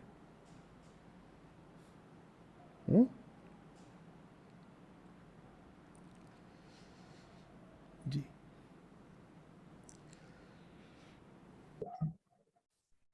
प्रणाम आचार्य जी। आचार्य जी, श्री कृष्ण अर्जुन जी को बोलते हैं कि आप धर्म का पालन कीजिए। तो धर्म का अर्थ आपने बताया कि जो मुक्ति की ओर ले जाए वो कर्म धर्म होता है।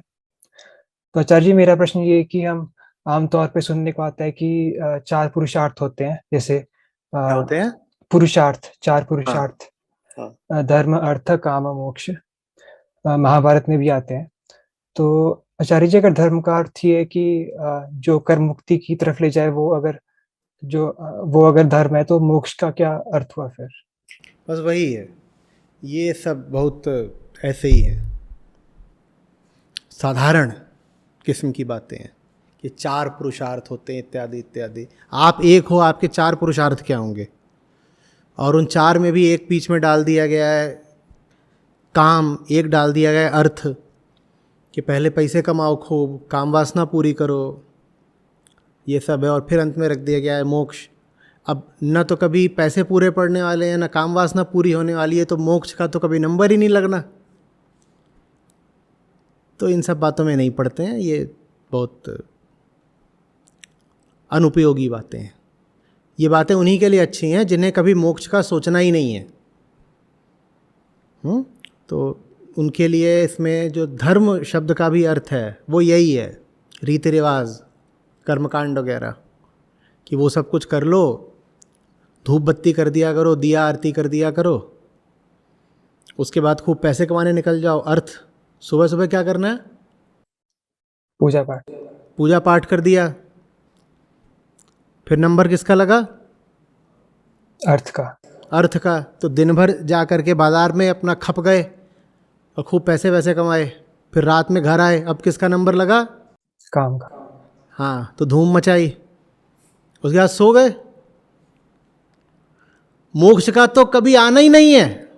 मोक्ष कब आएगा बताओ? अगले दिन फिर सुबह हो जाएगी, फिर पूजा पाठ का आ गया।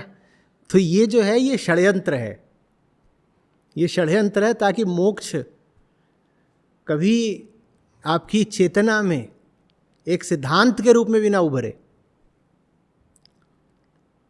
पुरुष यदि चेतना को कहा गया है तो चेतना को न कर्मकांड चाहिए न और कोई सुख, उसको तो देखो मोक्ष ही चाहिए। जी धन्यवाद। यहाँ बताएं। प्रणव आचार्य जी, आपने अभी एक उदाहरण दिया था एक व्यक्ति का कि सुरंगों की जब बात चल रही थी तो सुरंगों पे पर्दा यदि डालते रहें तो फिर वो सुरंग रह जाते हैं और वो कामना फिर भी रहती है। तो इसमें और दमन करने में क्या अंतर है? क्योंकि दमन करने को भी एक अच्छी कई बार दमन भी करना पड़ता है। दमन की विधि तब उपयुक्त होती है जब जान भी लिया, उसके बाद भी भीतर कोई बैठा है जो फुदक रहा है, तब दमन करना होता है। लेकिन जाने बिना दमन तो मूर्खता भी है और अनुपयोगी भी है। तो पहली चीज़ तो यही है कि जो चीज़ बहुत आकर्षित करती हो उसकी ओर निर्भीक होकर जाओ, उसकी जांच पड़ताल करने के लिए। जांच पड़ताल कर लो, स्पष्ट हो जाए बिल्कुल कि वो सुरंग अंधी सुरंग है, कहीं को लेके नहीं जाती। उसके बाद भी भीतर से आग्रह उठता रहे कि चलो सुरंग की ओर, चलो सुरंग की ओर, तब दमन करा जाता है। स्थूल अनुशासन को कहते हैं दमन, सूक्ष्म अनुशासन को कहते हैं शमन। इंद्रियां भाग रही हों किसी ओर को, उनको रोक देना, ये कहलाता है दमन।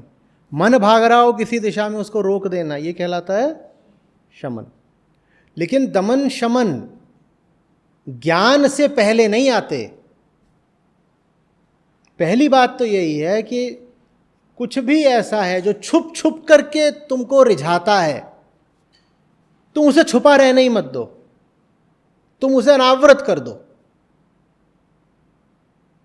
वास्तव में तुम्हें आकर्षित करने का एक बड़ा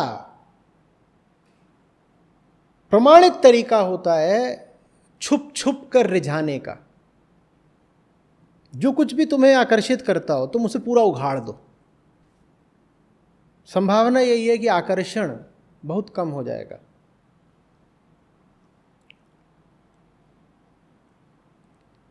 जब तक आधा अधूरा कुछ दिख रहा होता है, अनुभव में आ रहा होता है, सिर्फ तभी तक कल्पना को मौका मिल पाता है उसकी एक बड़ी लुभावनी तस्वीर खींचने का और स्वयं ही उस तस्वीर के मोह में पड़ जाने का।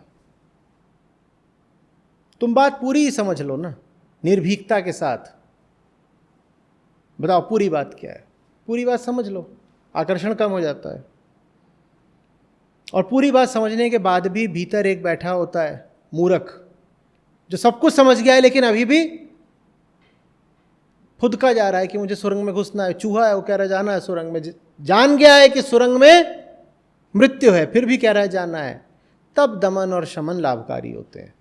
लेकिन दमन ज्ञान से पहले मत कर लेना। जानते कुछ नहीं दमन में लगे हुए हो तो बड़ी दयनीय हालत हो जाएगी तुम्हारी, क्योंकि तुम्हें पता ही नहीं होगा कि तुम दमन कर किसका रहे हो। दमन कर रहे हो किसका ये नहीं जानते। तो पूरी बात समझ में आने के बाद भी दमन करने की आवश्यकता पड़ रही है, तो क्या पूरी बात समझ में आई नहीं है या कोई इसका? समझ में पूरी तरह आने में ये भी सम्मिलित होता है कि दमन भी कर दो।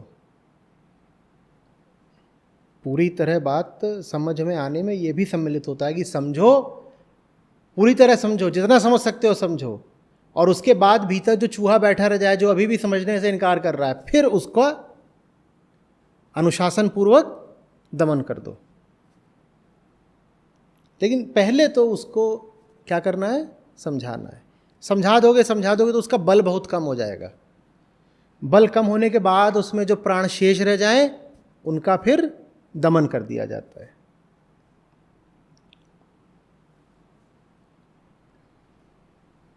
और तब दमन आसान भी हो जाता है। नहीं तो देखा है कि लोग दमन में कितनी मार खाते हैं। वो कहते हैं कि मैं सप्रेस कर रहा हूँ, और कर रहे हैं और वो उस चक्कर में एक दिन विस्फोट हो जाता है। वो दमन कर ही नहीं पाते।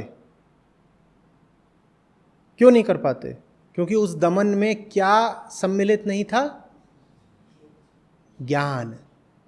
पता ही नहीं करा था, बस एक झूठा अपने ऊपर अनुशासन डाल लिया था, नैतिकता की रस्सियों से खुद को बांध लिया था, बिना ये जाने कि तुम्हें चीज खींच क्या रही है। जो कुछ भी तुम्हें खींच रहा है, निडर हो रहो बिल्कुल, और आश्वस्त रहो बिल्कुल कि जो भी कुछ तुम्हें खींच रहा है सच्चाई से दूर, कृष्ण से दूर, उसमें कोई दम नहीं हो सकता। वो कितनी भी मिठास दिखा रहा हो, वो बहुत कड़वा होगा। तो ये डरो ही मत कि अगर उसकी ओर चले गए तो कहीं हम कृष्ण को खो न दें। नहीं खोओगे। उसकी ओर जाओगे तो कृष्ण के और पास आ जाओगे, और उससे दूर रह आओगे, उसको ठोक बजा के आजमाओगे ही नहीं, तो भीतर लगातार एक संदेह कुल बुलाता रहेगा। क्या कहीं ऐसा तो नहीं कि वो चीज़ जो हमें बुला रही है, आकर्षित कर रही है, उस चीज़ में कोई खास स्वाद हो, कोई विशेष रस हो, कोई बड़ा मूल्य हो? कहीं ऐसा तो नहीं कि उधर कोई बड़ा भारी खजाना छुपा हो? अब उधर जो कुछ है उसमें कोई दम नहीं है, लेकिन उसकी छानबीन न करके तुमने उसको बड़ा मूल्यवान बना दिया है। जो चीज़ तुमको बुला रही थी वो चीज़ थी 2 कौड़ी की, लेकिन तुमने कभी जा करके उसको जांचा ही नहीं। तो 2 कौड़ी की चीज़ तुम्हारे मन में, तुम्हारी कल्पनाओं में क्या बन जाएगी? वो कौड़ी से करोड़ की हो जाएगी। तो चले जाओ उधर और उसको आजमा ही लो। आजमाने के बाद पाओगे कि बड़े आत्मविश्वास से भर गए हो। बिल्कुल दिखाई दे गया है कि डरने की कोई बात ही नहीं। ये जो कुछ भी मुझे विकल्प के तौर पर रिझाता है, इसमें कोई मूल्य नहीं है। अब मैं संतुष्ट होकर, आश्वस्त होकर अपने काम में पूरी तरह डूब सकता हूं, निर्विकल्प होकर।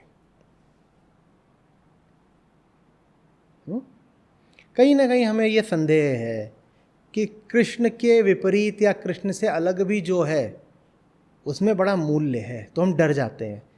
हमें लगता है कहीं वो हमें खींच न ले। अरे उसमें कोई दम होगा वो तब ना तुम्हें खींचेगा, कोई दम नहीं है उसमें।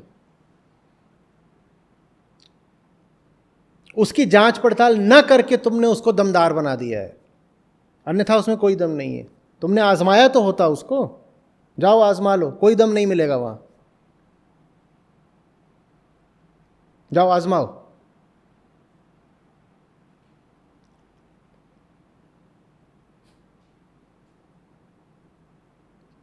और जितनी बार आजमाओगे उतनी बार आजमाने की खुजली भी कम पड़ती जाएगी। तुम कहोगे कितना तो आजमा लिया, इसमें कुछ दम नहीं है, हम ऊब गए हैं। अब ये विरक्ति है, हम इसको आजमाने से भी ऊब गए हैं। ये तो छोड़ दो कि हमें इसकी लालसा है, ये तो छोड़ दो कि हम अपनी ओर से भाग रहे हैं कि क्या है क्या है लाओ। हमें इसको लेकर के इतना आग्रह भी नहीं बचा है कि हम प्रयोग भी करें। हम प्रयोग भी करके अब ऊब चुके। हमने 2 बार 4 बार 6 बार प्रयोग करके देख लिया। जितनी बार प्रयोग किया उतनी बार अमृत की जगह घासलेट पाया। अब क्या बार बार हम मुंह खराब करें? मिट्टी का तेल, वहां लिखा रहता है अमृत कलश है, और दिल बड़ा खिंचता है उसकी तरफ, अमृत कलश है, अमृत कलश है। और जाते हैं और अमृत कलश की 2-4 बूंदें हम भी चखते हैं कि हमें भी अमृत मिल जाए। घासलेट,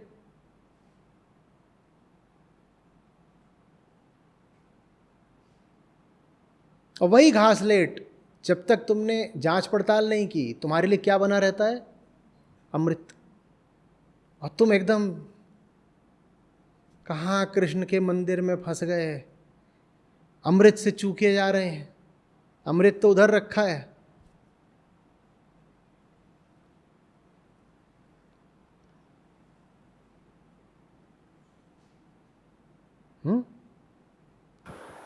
प्रणाम आचार्य जी। आज आपने समझाया कि गीता में कितने स्पष्ट रूप में लिखा हुआ है कि कर्मकांड क्या है और वेदांत क्या है। तो पहले तो सुनते हुए मुझे ये बात का आभास हुआ कि भारत की दुर्गति में इन मतलब एक तरफ तो वेदांत नहीं मिला, तो आंतरिक रूप से दुर्बलता आई, और जो कर्मकांड मिला तो हमने भौतिक रूप से भी कोई तरक्की नहीं की। तो ये दो चीज़ें इतनी मतलब स्पष्ट सी लग रही थी। दूसरा ये लगा कि मतलब भगवत गीता और वेद दोनों ही काफ़ी प्रचलित है, खासकर भारत में, और इतने साफ और स्पष्ट शब्दों में भगवत गीता बोल रही है कि कर्मकांड को काफ़ी क्लियरली। तो फिर इतने सालों से कैसे भगवत गीता प्रचलित भी है, दोनों को ही एक जैसा ही समान नहीं, वेद लोगों ने पढ़े नहीं है ना। भगवत गीता के तो फिर भी 2-4 श्लोक सुन लेते हैं, वेद पढ़े नहीं है। और भगवत गीता को भी सुन लिया है, गुनाह नहीं है। देखो, सब कुछ स्पष्ट लिखा रहता है, लेकिन स्वयं ही कृष्ण क्या बोल रहे हैं कि जिसके मन में कामनाओं का डेरा है, वहाँ ज्ञान अगर पहुँचा भी दो तो वहाँ टिकता नहीं है। अभी भी सैकड़ों लोग जुड़े हुए हैं हमारे साथ ठीक इस समय लाइव, वो सब सुन रहे हैं। लेकिन जितनी बातें उनसे कही गई हैं उनमें से आधी भी उनमें टिकेंगी थोड़े ही, क्योंकि वहाँ पहले ही कामनाएं टिकी हुई हैं ना। जहाँ कामनाएं गहराई से टिकी हों, जहाँ लालसा यही हो किसी तरीके से सुख मिल जाए, वहाँ मुक्तिदायक ज्ञान का क्या काम।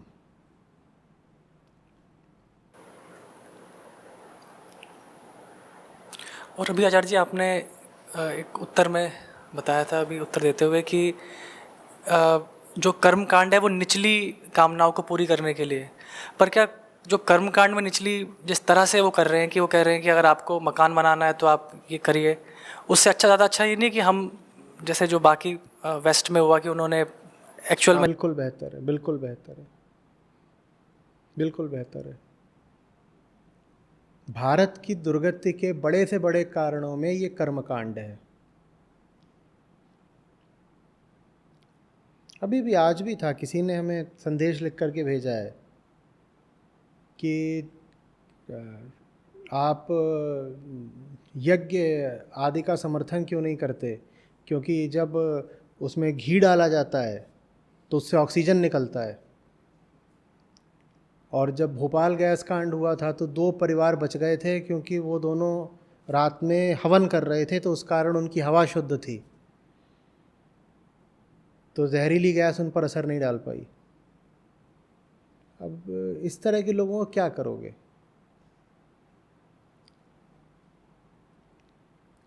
इन्हें ये समझ में नहीं आ रहा है कि कुछ भी जब जलता है तो वो ऑक्सीजन से जलता है। वो ऑक्सीजन पैदा कैसे कर देगा?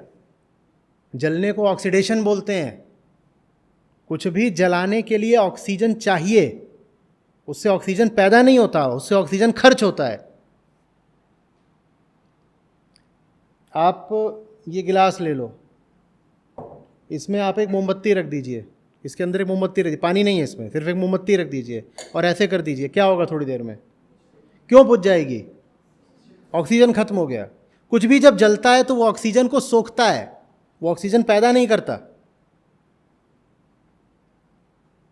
लेकिन हमारे लोग, और ये सब वो लोग हैं जो बार बार वेदों की बात करते, कहते वेदों में वर्णित है ना यज्ञ हवन, ये वो, कहते हैं ऑक्सीजन पैदा होता है।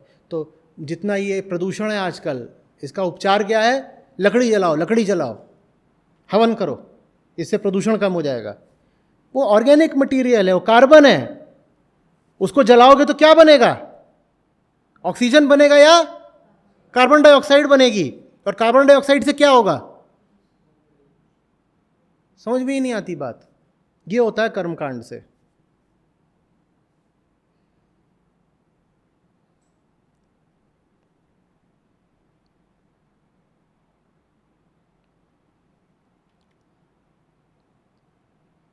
हिंदू धर्म तो खासकर पूरी तरह से कर्मकांड का धर्म बन गया है। इस दिन दाढ़ी नहीं बनानी है, बच्चा इतने साल का हो जाए तो उसके बाल घुटा देने हैं, और गलत से गलत काम ये हो रहा है कि इन कर्म कांडों को वैज्ञानिक बताने की आजकल चेष्टा की जा रही है कि आप जो कुछ भी करते हो उल्टा पुल्टा संस्कृति के नाम पर, दिखाओ कि किस तरह से उस चीज़ का एक वैज्ञानिक आधार है। हर चीज़ का एक वैज्ञानिक आधार स्थापित करो, जहाँ कोई आधार है ही नहीं। गोबर पोत लो, उससे न्यूक्लियर रेडिएशन घर में नहीं आएगा।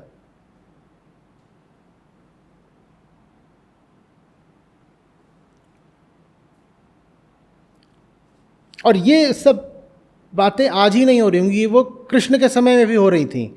इसलिए कृष्ण को इतना साफ साफ अर्जुन को बताना पड़ा कि तुम मोह और आसक्ति में फंसे हुए हो,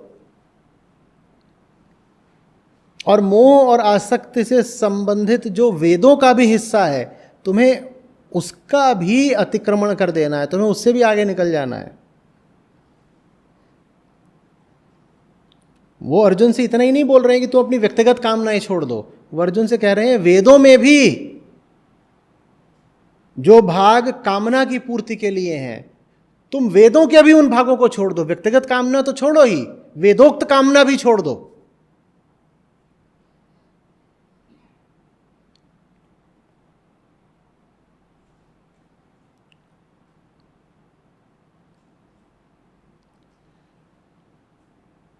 बिल्कुल ठीक पकड़ा तुमने कि भारत की दुर्दशा के एक तरीके से यही दो कारण बताए जा सकते हैं। पहला तो ये कि वेदांत से वंचित रह गया, क्योंकि वेदों का अर्थ समझ लिया कर्मकांड। अब वेदों में उपनिषद भी हैं, पर उपनिषदों पर ध्यान ही नहीं गया किसी का। कुछ ज्ञानी लोग थे जिन्होंने उपनिषदों को सम्मान दिया, आम जनता का उपनिषदों पे कोई ध्यान ही नहीं है। आम जनता के लिए वेदों का मतलब ही वही रह गया, इस देवता की ऐसे करनी है, वैसे करनी है, पूजा ऐसे करो, ऐसे संतुष्ट करो, ऐसा करने से ये देवी प्रसन्न हो जाती हैं, ये सब। ये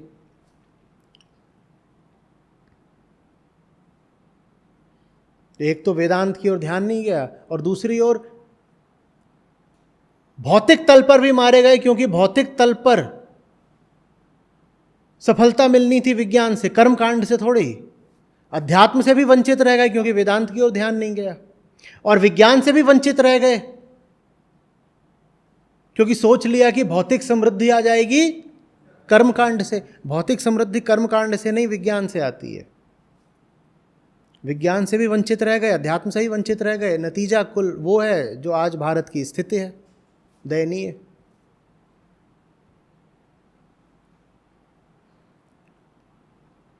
ये बात बिल्कुल साफ साफ समझ लीजिए, सनातन धर्म का अर्थ वेदांत के अतिरिक्त और कुछ नहीं है। बाकी जितनी भी बातें हो इधर उधर की, उनको बिल्कुल त्याग दीजिए पूरे तरीके से।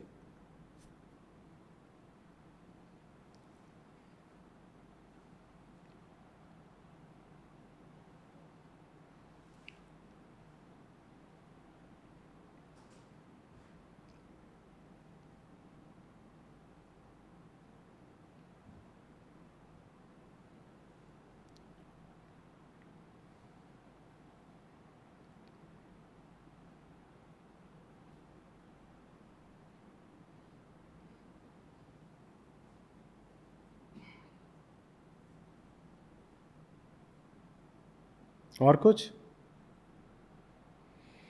चलिए।